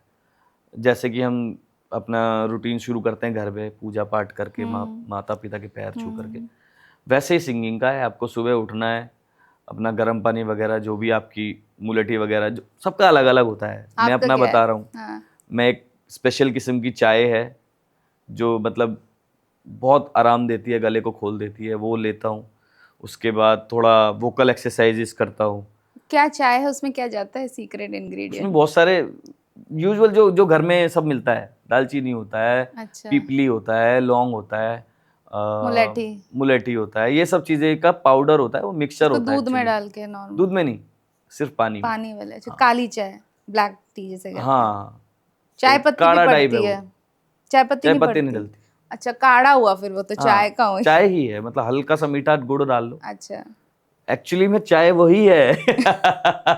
दूध वाली चाय तो अंग्रेज देगा हमें। हाँ, ये भी है। तो वो आपका सुबह का रूटीन है वो? हाँ, वोकल एक्सरसाइजेज होती हैं, वो तो आपकी चलती रहती है। अभी मैं यहाँ से भी निकलूंगा गाड़ी में जाके कुछ ना कुछ तो गुनगुनाता ही जाऊंगा ना घर। तो एक वो है, दिमाग में चलती रहती है, एक वो एक्सरसाइज है। अगर मुझे कुछ करना है जाके और मेरे पास पहले से ही मटेरियल आ गया है, धुन आ गई है गाने की, तो मैं सुन लूंगा 10-20 बार, फिर उसके बाद वो यहाँ चलती रहेगी। यहाँ चलती रहेगी तो फिर यहाँ आने में आसानी होगी। तो ये मतलब कि कॉन्टिन्यूअस प्रोसेस है। करत की विद्या बोलते हैं। करत की विद्या। जितना करोगे उतना सधा हुआ आएगा। करना छोड़ दोगे, अगर मैं 2 महीने गाऊं नहीं, तीसरे महीने में उसी पोटेंशियल से नहीं गा सकता हूँ। ये करत की विद्या है। स्पिरिचुअल हैं आप बहुत? अब वो अपने मुंह से क्या बोलना है इस बारे में। किस भगवान को मानते हैं? हमें महाकाल। पता है। हाँ। जी। तो कोई रिचुअल है आपका, जैसे शो से पहले कुछ हाँ, रिचुअल हाँ, है? मेरी मेडिटेशन होती है और कुछ स्पेशल चीज़ें हैं जो मैं चैंट करता हूँ। मतलब वो सीक्रेट है। अच्छा, ठीक है, कोई बात नहीं। वो मैं बात करता हूँ प्रभु से अपने कि मैं जो भी काम करने जा रहा हूँ, मैनिफेस्टेशन। हाँ, जो भी मतलब मैं स्टेज पे जाने से पहले अपने आप को रेडी करता हूँ एक तरीके मेंटली, कि मैं भली प्रकार गाऊँ। कई बार मेरी तबीयत खराब है, मैं अपने आप को वो जो भी प्रार्थना करता हूँ उसके बाद मुझे एक स्ट्रेंथ मिलती है। और कई बारी मेरी ऐसी सिचुएशन थी कि मैं एकदम बीमार था, तबीयत खराब है, बुखार है, सब कुछ है, डोलो खा रखी है ना, और वैसे में मेरी आवाज़ नहीं निकल रही है। सिर्फ 3 घंटे के लिए मेरी आवाज़ ठीक हो जाती है, फिर मैं वैसे ही हो जाता हूँ, पता नहीं कैसे। तो ये मेरा एक रिचुअल है जो मैं कॉन्टिन्यूसली करता हूँ, और मुझे विश्वास है कि अगर मैं ये चीज़ें करता रहूँगा, भगवान को याद करता रहूँगा और मैं उनसे बात करता हूँ कि मुझे स्ट्रेंथ मिले, मैं जो भी काम करने जा रहा हूँ मैं अच्छे से भली प्रकार करूँ। मेरे से कोई गलती हो जाए तो भी मतलब कि अंत भला हो, क्योंकि मैं बेसुरा भी गा सकता हूँ। क्योंकि मतलब अगर मैं तबीयत मेरी ख़राब है तो मैं उतना ज़्यादा अच्छा पोटेंशियल नहीं दिखा सकता स्टेज के ऊपर। उतना ज़्यादा मैं परफॉर्म करता हूँ तो मैं फिर सब भूल जाते हैं। डिफरेंट हूँ। मैं आपसे जैसे बात कर रहा हूँ, मैं वो नहीं हूँ, मैं एक डिफरेंट इंसान हूँ। मेरी अलग एनर्जी होती है, मैं उछल कूद करता हूँ, इधर जाता हूँ, उधर जाता हूँ। बाद में मैं खुद ही अपनी वीडियो देख के देखा है सोचता हूँ मैंने, कि देखा ये है। क्या कर रहा हूँ मैं, ना ऑडियंस के बीच में चला गया वो सब। वो अच्छा ही लगता है ऑडियंस को। हाँ, तो कहते हैं ना कि जो म्यूजिक होती है ना, वो कहीं अच्छी म्यूजिक जो है वो हार्ट ब्रेक से निकल के आती है। तो आपकी लाइफ में से कोई मोमेंट हुआ जहाँ हार्ट दिल टूटा हो और उसके बाद जो है? हाँ, तो दिल तो टूटता ही है सबका। कौन है ऐसा जिसका नहीं टूटा? किसी का लड़की ने तोड़ा होगा, किसी का माँ बाप ने तोड़ा होगा, आपका किसने तोड़ा? दोनों ने। तो माँ बाप वाला तो अभी सेटल हो गया है, हाँ, तो settle हो खुश गया। हैं अभी। और लड़की वाला अभी कोई है लाइफ में? आर यू सिंगल और taken? Taken taken, course. Okay. लेकिन रिवील नहीं कर सकता हूँ अभी, कोई बात नहीं, सही समय पे करूँगा। बहुत सारी लड़कियों का दिल टूट जाएगा ये सुन के। लेकिन हाँ, ऐसा पास्ट में एक रिलेशनशिप ऐसे रहा है जो मतलब कि बहुत दिल के करीब था, लेकिन वो छूट गया, वो बेवजह छूट गया। तो बहुत सालों तक उसका वो भी रहा कि यार क्यों ऐसा हुआ, क्या क्यों ये ऐसा हुआ। स्ट्रगलिंग फेज में था? हाँ पैसे नहीं बन रहे थे इस वजह से? बिल्कुल नौकरी बिल्कुल, नहीं थी, वही कुछ भी नहीं टिपिकल था। रीजन। टिपिकल रीजन तो वही पहले तो मुझे समझ ही नहीं आया कि हुआ क्यों। जैसे आज हम मिले और अच्छे से बात हो रही है, सब ठीक है, खुश हैं, अपने घर चले गए। अगले दिन मुझे किसी और का कॉल आता है कि वो साथ में नहीं रहना चाहते हैं और ये वो। मैंने कहा ठीक है, कोई बात नहीं, मुझे मिलना है, बस एक बारी बात करना है। मुझे मिला ही नहीं वो। मैंने बहुत कोशिश किया मिलने का, मैं घर चला गया, मैंने बात करने की कोशिश की, लेकिन रीज़न नहीं समझ आया मुझे बहुत सालों तक। मैं यही सोचता रहता था कि क्यों। बात करने की कोशिश करी, बात नहीं करी, और मिलने की कोशिश करी, मिले नहीं। और मैं दोस्तों से पूछ रहा हूँ, सबसे पूछ रहा हूँ कि क्या प्रॉब्लम है, प्रॉब्लम तो मुझे पता लगे कम से कम, मुझे प्रॉब्लम नहीं पता लग रही। तो सालों तक तो मैं इसी भ्रम में, मतलब इसी सोच में डूब रहा कि भाई गलती क्या हुई हुआ मुझसे? क्या। फिर ग्रेजुअली समझ तो आ ही गया था कि क्या हो सकता है ना, कि भाई यही हो सकता है और तो कोई रीज़न हो नहीं सकता। तो यही रीज़न था। बाद में आपको रियलाइज़ हो गया खुद से, बाद में आ गए वो कुछ बहुत सालों बाद। वापस आए? हाँ, बस थोड़ी बहुत बात करने के लिए माफी मांगी? माफ़ी मांगी। वापस आना चाहे? नहीं, नहीं, आपने मना कर दिया। कोई चांस ही नहीं है। अब तो मैं बदल गया हूँ। अब कोई मुझे नहीं चांस नहीं है चाहिए मेरी जिंदगी में, ऐसा ठुकरा कोई के स्पेस मेरा ही नहीं। प्यार। अरे तुम खुश रहो अपने जीवन में। वो प्रेमानंद जी की एक बात है ना, वो कि अगर वो तुमसे प्रेम थोड़ा भी कभी करते तो वो दूर रह ही नहीं सकते। नहीं सकते, बिल्कुल। प्रीति किसी का बंधन मानती ही नहीं है, वो तो हर बंधन तोड़ देती है अगर वो प्रीति है तो। अगर नहीं है तुम्हारे साथ तो वो तुम्हारा नहीं है। आशीर्वाद दो और उसके मंगल की कामना करो और तुम अपना आगे चलो जीवन में। बिल्कुल सही बात है। तो अभी ऐसे भी होते हैं, बहुत रिश्तेदार भी होंगे जो पहले एकदम नाकारा ये समझते होंगे, आपके हमें तो पता था तो कुछ कर जाएगा। मैं रिश्तेदारों से दूर? बहुत दूर रहता हूँ। मैं किसी से कोई मतलब नहीं रखता हूँ। मेरे माता पिता हैं, मेरे भाई बहन हैं, और जहाँ हम रहते हैं उस आसपास थोड़े बहुत कुनबे के लोग हैं। तो आप अभी भी वजीराबाद में रहते हैं? मेरे माता पिता रहते हैं तो मैं उनके साथ में ही रहता हूँ। अब उसी घर में रहते हैं? उसी घर में रहता हूँ। अब तो लेकिन सेलिब्रिटी बन गए हैं तो थोड़ा आसपास के लोग आपको कैसे अभी वैसे ट्रीट करते हैं कि रोज नहीं, सुबह उनको- लाइन लग जाती है घर के उनको बाहर? पता है कि क्या है मेरे बारे में। रूट्स आपके वही? हाँ, तो अभी देखो मेरे पास ये मोबाइल है, इसको लिए हुए शायद 1 हफ्ता हुआ है। इससे पहले मेरे पास 11 प्रो था और वो मेरा 4-5 साल चला। मुझे लोगों ने इतना बोला यार, मेरे बैंड मेंबर्स ने, मेरे दोस्तों ने, कि भाई ये क्या बेइज्जती कराता रहता है तू, लोग नए नए आते हैं, नए फ़ोन ले लेते तुरंत, तू क्यों नहीं लेता। मैंने कहा मेरा काम चल रहा है भाई इससे। मेरा भी ऐसा ही है, मुझे फोन अपना पता नहीं, कुछ एक पुराना गंदा मॉडल भी हो लेकिन एसोसिएशन रहता है। हाँ, छूटती नहीं है चीज इतनी आसानी से। छूटती नहीं है, और ग्राउंडेड रहना है ना थोड़ा सा, तो ये सब करना पड़ेगा। जैसे मेरी सबसे पहली गाड़ी जिसमें मैं अभी आया हूँ, छोटी सी गाड़ी है बेचारी, लेकिन इसने मेरा बड़ा साथ दिया है। मैंने नहीं छोड़ा इसको अभी तक। एक दिन के बाद मुझे छोड़ना पड़ेगा, मुझे पता है, लेकिन अभी भी मैं इससे चलता हूँ। और मेरे दोस्त जो जो मेरे बैंड मेंबर्स हैं, जो मुझसे शायद ऐसे बोलना नहीं चाहिए, माली हालत में अच्छे हैं, मेरे साथ काम किया जीवन भर उन्होंने, शायद मेरे पास उनसे काफ़ी अच्छा पैसा होगा, लेकिन उनके पास मेरे से ज़्यादा अच्छी गाड़ियाँ हैं। होंडा वगैरह है, किसी के पास तो 3-4 छल्ले वाली अच्छी गाड़ियाँ बात भी है। है। हम अरिजीत सिंह को देखते हैं, कितना डाउन टू अर्थ रहते हैं वो। हाँ, बहुत डाउन टू अर्थ, और लोग उनको एक्चुअली अप्रिशिएट करते हैं इस वजह से। बहुत कम एग्जाम्पल हैं। शो ऑफ तो सब कर रहे हैं, जिनके पास नहीं है वो भी कर रहे हैं, लेकिन we need more examples like बिल्कुल दिस। बिल्कुल, वही वो एक बड़े एग्जाम्पल है। उनको भी मैं मतलब कि ध्यान में रखता हूँ हमेशा कि इतना बड़ा स्टार, अगर उसको इन चीज़ों से फर्क नहीं पड़ तो रहा टू व्हीलर से भी पड़ रहा है। चलते हुए दिखते हैं अपने होम टाउन में। हाँ, तो मैं कभी भी ना भौतिक चीज़ों में सुख नहीं ढूंढता हूँ। मैं पुराने घर में ही हूँ अपने माता पिता के साथ, तो मुझे सब टोकते हैं, मेरे आसपास के लोग भी, बड़े लोग भी, अब तो अरबपति लोग भी दोस्त हैं। तो जैसे मैं रिकी सर के साथ काम करता हूँ, तो उनकी जो ऑडियंस है वो बहुत बड़ी, मतलब कि हर किस्म से देखा जाए बड़ी है। वो यूएन के गुडविल एम्बेसडर हैं, अच्छा। यूनाइटेड नेशंस के, हाँ हाँ। और यूनेस्को हो गया या फिर WHO होगा, ये बड़ी बड़ी ऑर्गेनाइजेशंस हैं, उनको मतलब बड़ा प्रेस करती हैं, बड़ा उनके आगे हाथ जोड़ के चलती हैं, और उनको मतलब बड़ा प्यार करती हैं हर चीज़ के हिसाब से।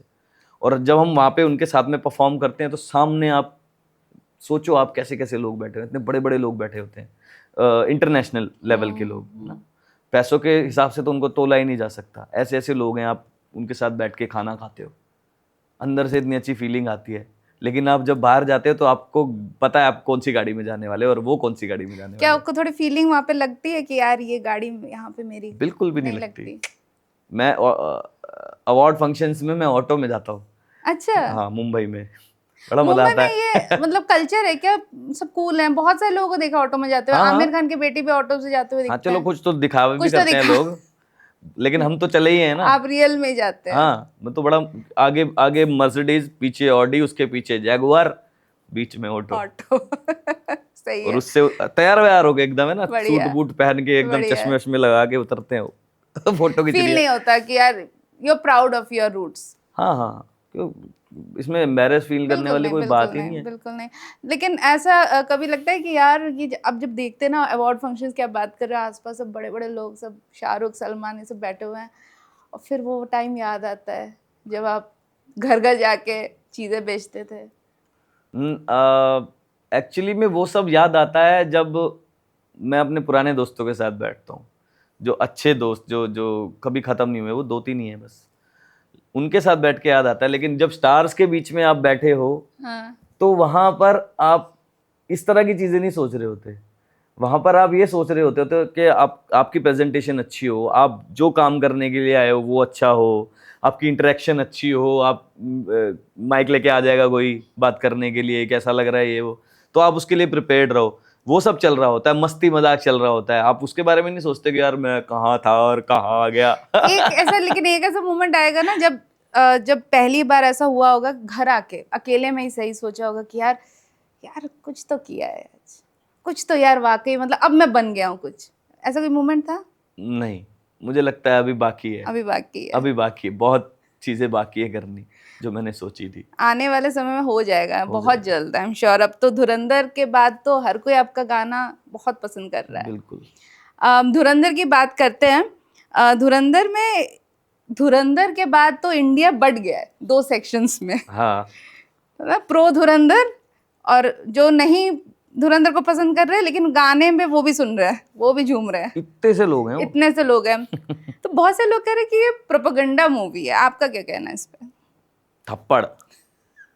काहे की प्रोपेगेंडा मूवी है, हर चीज प्रोपेगेंडा है।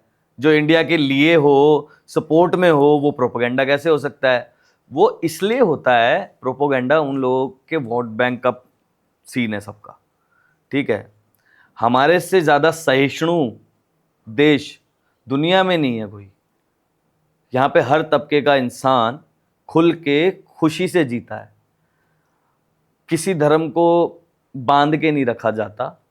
किसी मतलब 1-2 चीजें हैं जो सही होनी है, जो पहले बहुत खराब थी अब बेटर हैं, और आने वाले समय में और बेहतर हो सकती हैं अगर हम ऐसे चलेंगे तो जैसे आप चल रहे हैं। लेकिन अगर हम इसी प्रोपेगेंडा ये है वो है इस पे अटके रहेंगे तो फिर वैसे 20-25 साल पीछे जाएंगे आराम से, हम आगे नहीं बढ़ पाएंगे, जहाँ तक मेरा एक्सपीरियंस कहता है। तो ये प्रोपेगेंडा मूवी बिल्कुल भी नहीं है, ये इंडिया की सपोर्ट में है और ऐसी मूवी बनती रहनी चाहिए। मैं तो धन्यवाद कहूँगा आदित्य धर सर को, बहुत बहुत धन्यवाद सर, बनाते रहो ऐसी ऐसी चीज़ें, जो सच्चाई है ना वो दुनिया के सामने लाते रहो। ऐसी ऐसी चीज़ें हैं मूवी के अंदर, आप खुद देखोगे हिल जाओगे, क्यों हुई थी नोटबंदी, और उसके बाद इंसान की बुद्धि खुलती है, हमको नहीं पता, फिर वो सर्च करता है, गूगल जाएगा, चैट जीपीटी जाएगा, सवाल पे सवाल कि यार ये ऐसा हुआ था वैसा हुआ था। तो हमको मतलब कि पर्सनल लेवल की रिसर्च की बता रहा हूँ मैं, जो आर्टिकल्स पढ़े, जो सब चीज़ें देखी, और जो वो कंपनी है नोट छापने वाली, वो सब निकाल के A to Z पढ़ा मैंने कि यार मैं कुछ गलत काम तो नहीं किया मैंने इस मूवी में काम करके। लेकिन जो किया बहुत अच्छा किया। तो डाउट हुआ था आपको भी एक बार के लिए? हो सकता है, क्योंकि सब सब अपने अपने एजेंडे को सिद्ध करना चाहते हैं ना, तो होता ही है, एक डाउट, एक पॉइंट डाउट आता है, ऐसा नहीं कि बहुत ज्यादा डाउट आ गया। तो अपने लेवल पे हमने देखा, सर्च किया।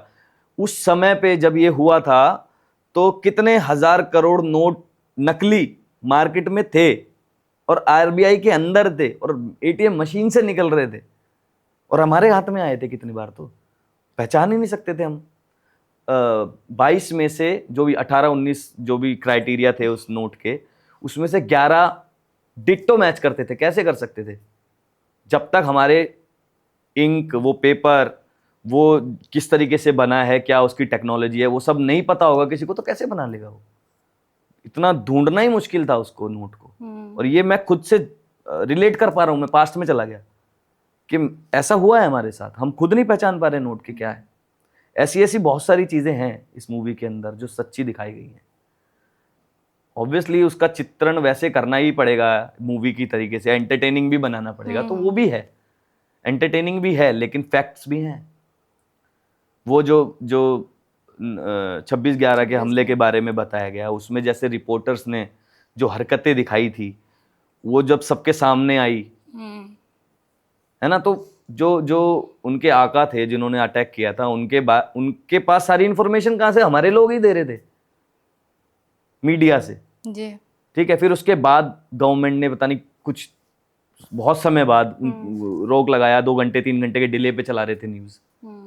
स्टार्टिंग में ऐसा नहीं हुआ था, पता है, हाँ, सही है। सारी इंफॉर्मेशन उनके पास जा रही थी, लाइव और सबसे टेलीकास्ट खतरनाक सीन तो वही, आप शॉक में हो जाओगे जब थिएटर अभी में भी बैठोगे तो। फुटेजेस हैं यूट्यूब पे, हाँ, तो हम वो खुद बता देख रहे के हैं कि शॉक यहाँ में थे। पे इस माले पे यहाँ पे हैं ये लोग हैं सब। हाँ, और सब बता रहे हैं, और सबसे बड़ी बात है कि उस समय की गवर्नमेंट ने कोई एक्शन नहीं लिया।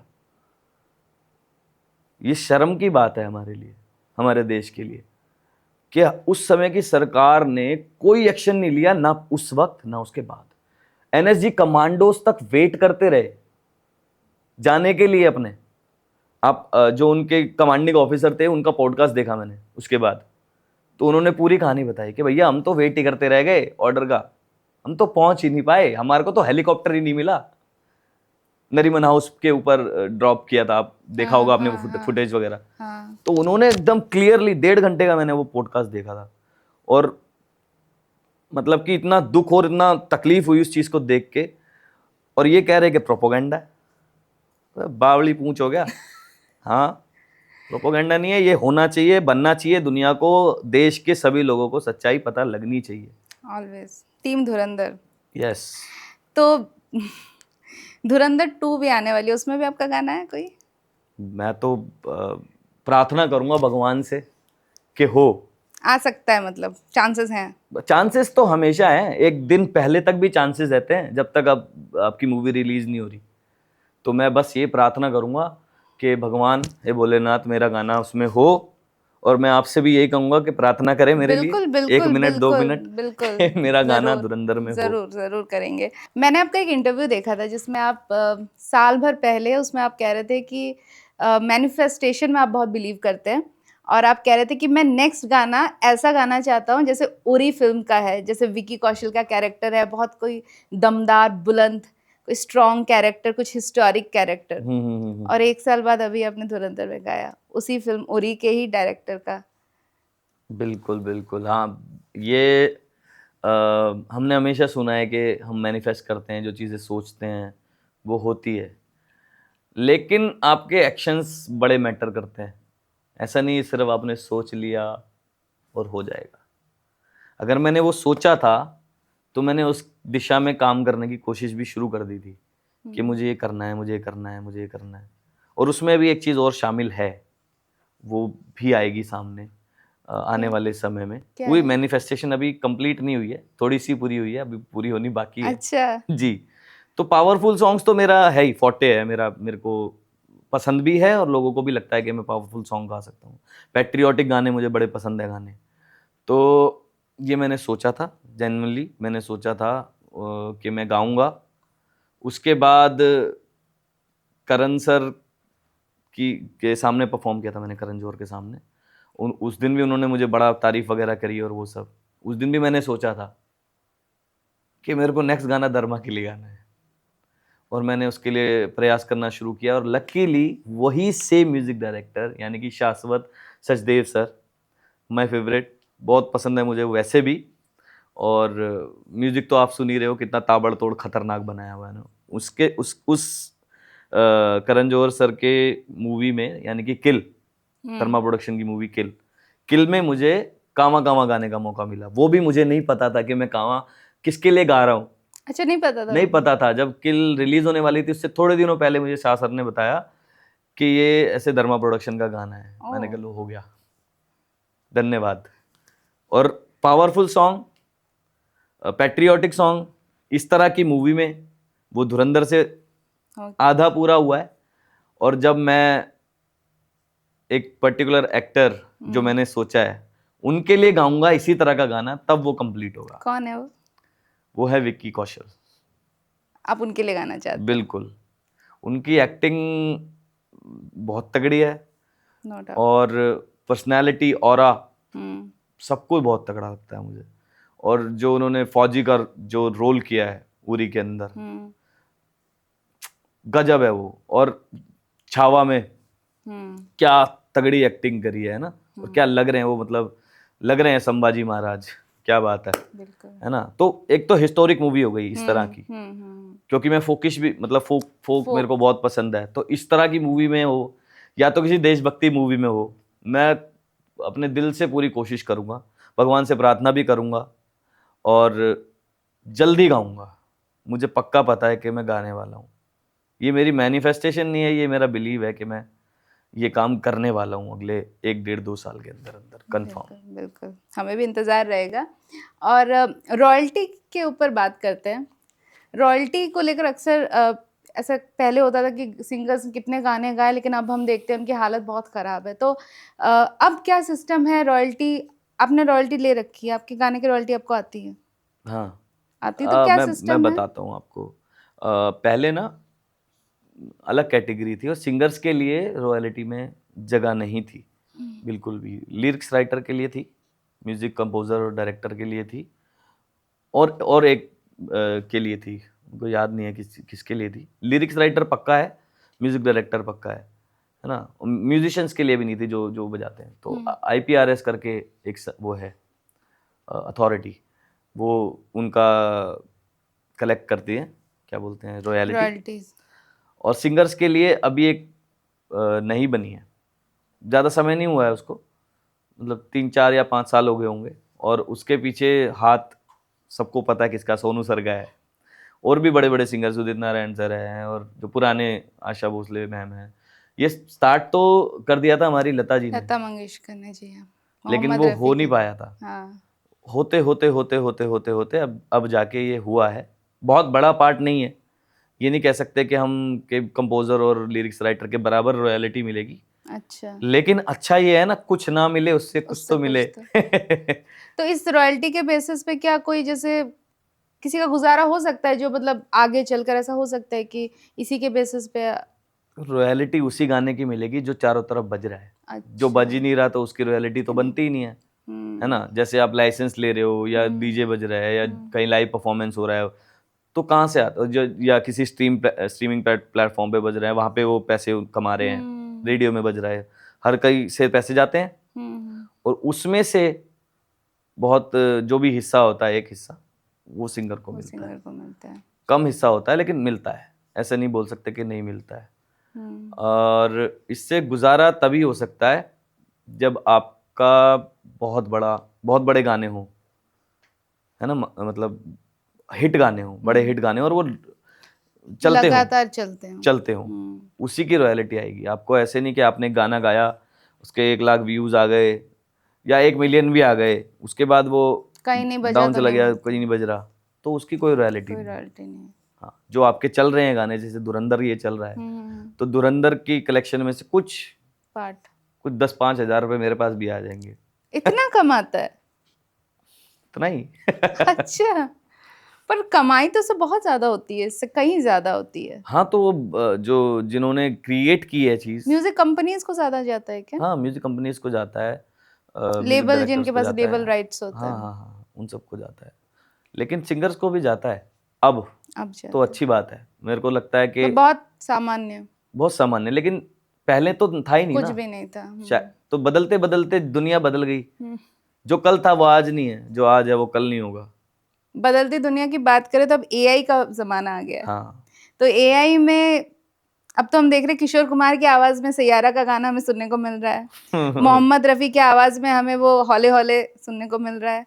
तो आप इसे कैसे देखते हैं? इज इट मतलब बून और बेन, ये मतलब सही चीज है कि ऐसे तो फिर होगा कि कोई सिंगर की कभी मतलब वो मरेगा ही नहीं, अमर हो जाएगा, उसकी आवाज लेकर कोई भी गाना गा सकता है। देखो ना आप, लेकिन वो यूज किन की आवाजों पे हो रहा है? रफी साहब कोई छोटी चीज तो है नहीं, किशोर दा कोई छोटी चीज तो है नहीं, वो वैसे ही सदाबहार है। आज तक हम उनके स्टेज पे गाने गाते हैं, लोग नाचते हैं भाई पागलों की तरह।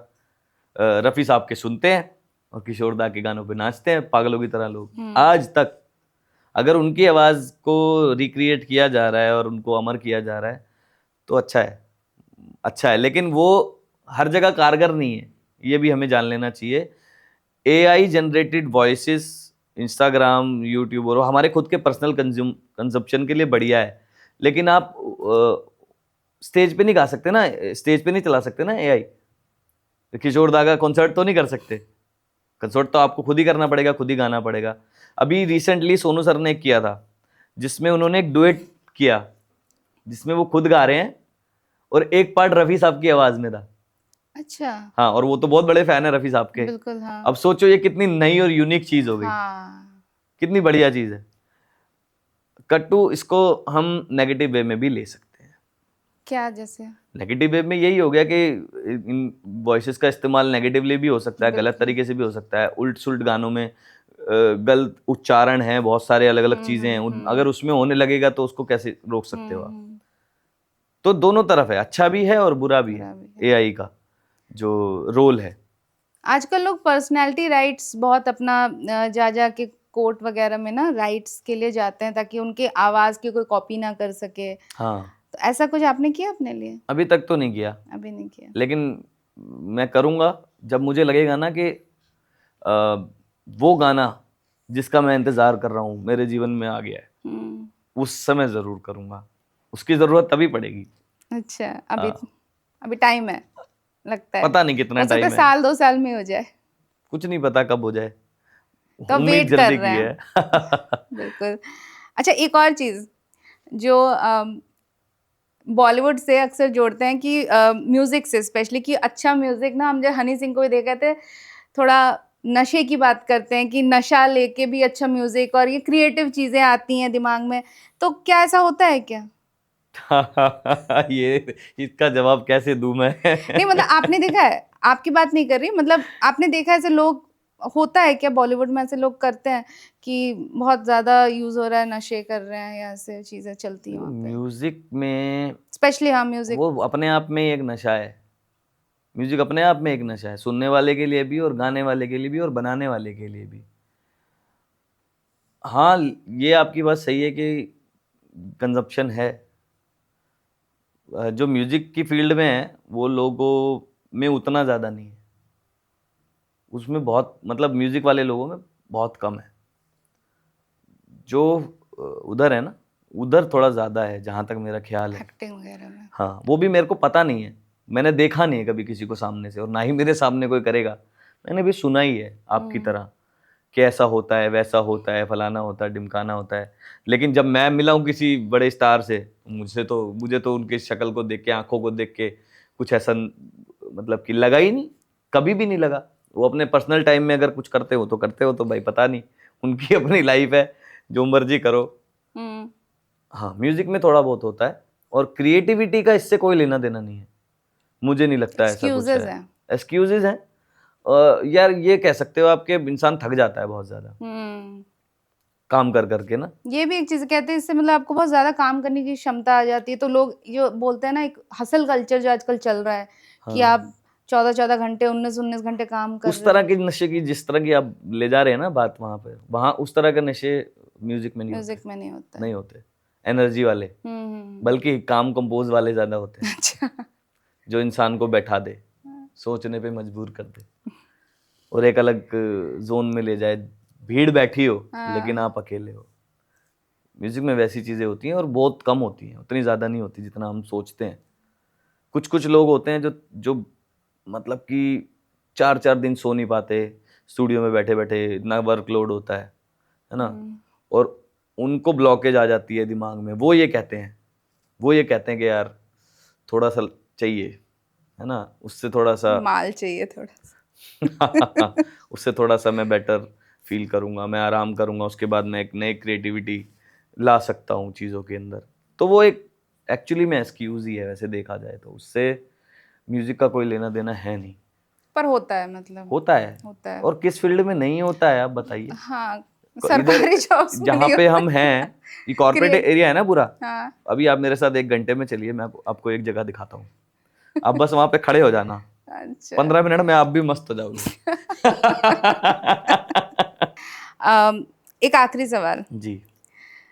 थोड़ा कंट्रोवर्शियल होगा। तो गाने में म्यूजिक किसका अच्छा है, इंडिया का या पाकिस्तान का?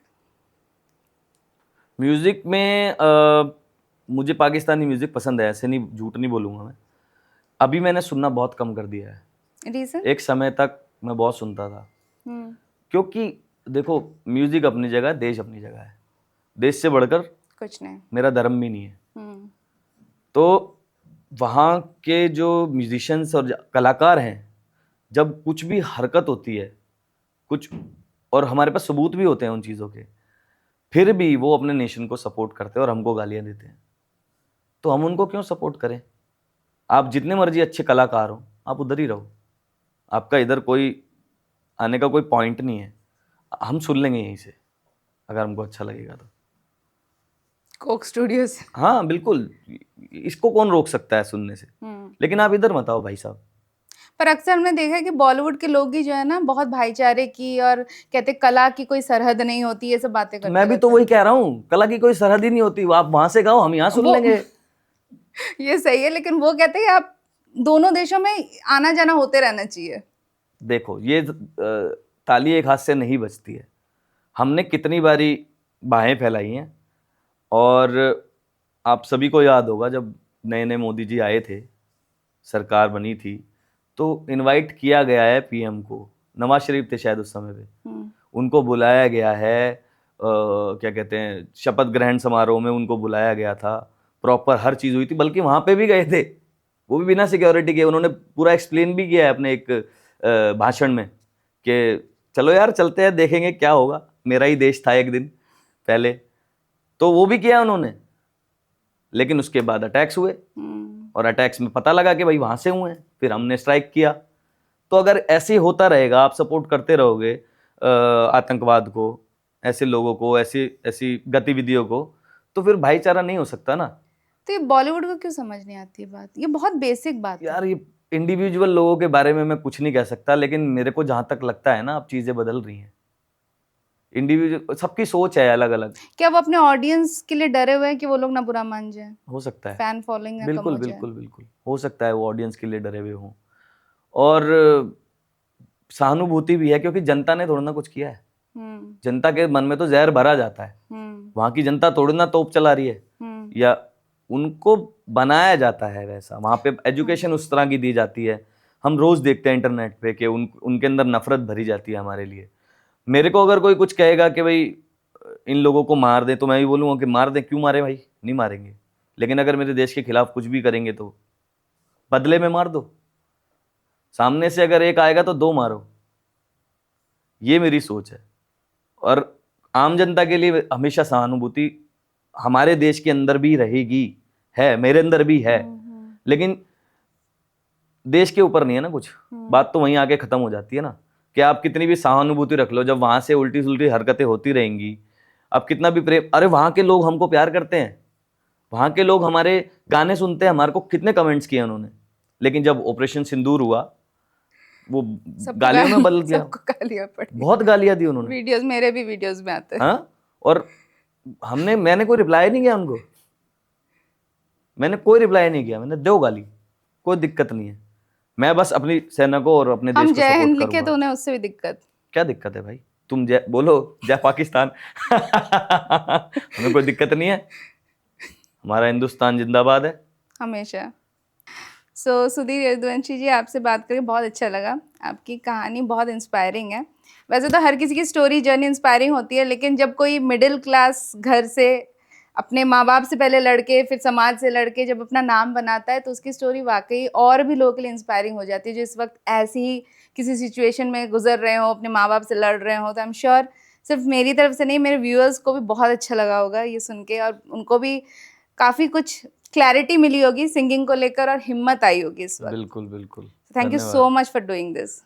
धन्यवाद आपका मुझे बुलाने के लिए और थोड़े डिफरेंट सवाल पूछने के लिए, क्योंकि जहाँ जाओ वहाँ पे सिमिलर ही चीज़ें हो रही होती हैं, लेकिन आपने काफ़ी क्रिएटिव मतलब बना दिया मुझे भी, और ऐसे सवाल पूछे जिसका जवाब देने में मुझे मज़ा आ रहा था, अच्छा लग रहा था। हमारे चैनल का नाम ही है वेरी इंटरेस्टिंग, तो अगर आप थोड़ा वेरी इंटरेस्टिंग, वेरी इंटरेस्टिंग। तो अगर आप हमारे सब्सक्राइबर्स को बोल दें कि लाइक शेयर और सब्सक्राइब करें वेरी इंटरेस्टिंग को। सब्सक्राइबर्स सुनते रहिए, लाइक शेयर और सब्सक्राइब जरूर कीजिए, तभी इतना खुशनुमा, इतना बढ़िया कंटेंट आपको सुनने को मिलता रहेगा।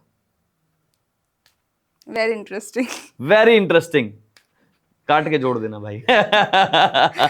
ये चैनल है very interesting. Thank you so much, thank you, धन्यवाद। और देखते देखते वेरी इंटरेस्टिंग पॉडकास्ट का एपिसोड 2 भी आ गया। अगर ये पॉडकास्ट अच्छा लगे तो एपिसोड 3 भी लेकर आएंगे, बट पता कैसे चलेगा? तो कमेंट करके ज़रूर लिखना कि एपिसोड 3 चाहिए। रेगुलर वीडियो आएंगे हर संडे हमेशा की तरह रात 9 बजे, जिसमें होगी बॉलीवुड से जुड़ी बहुत सारी कहानियाँ जो है वेरी इंटरेस्टिंग।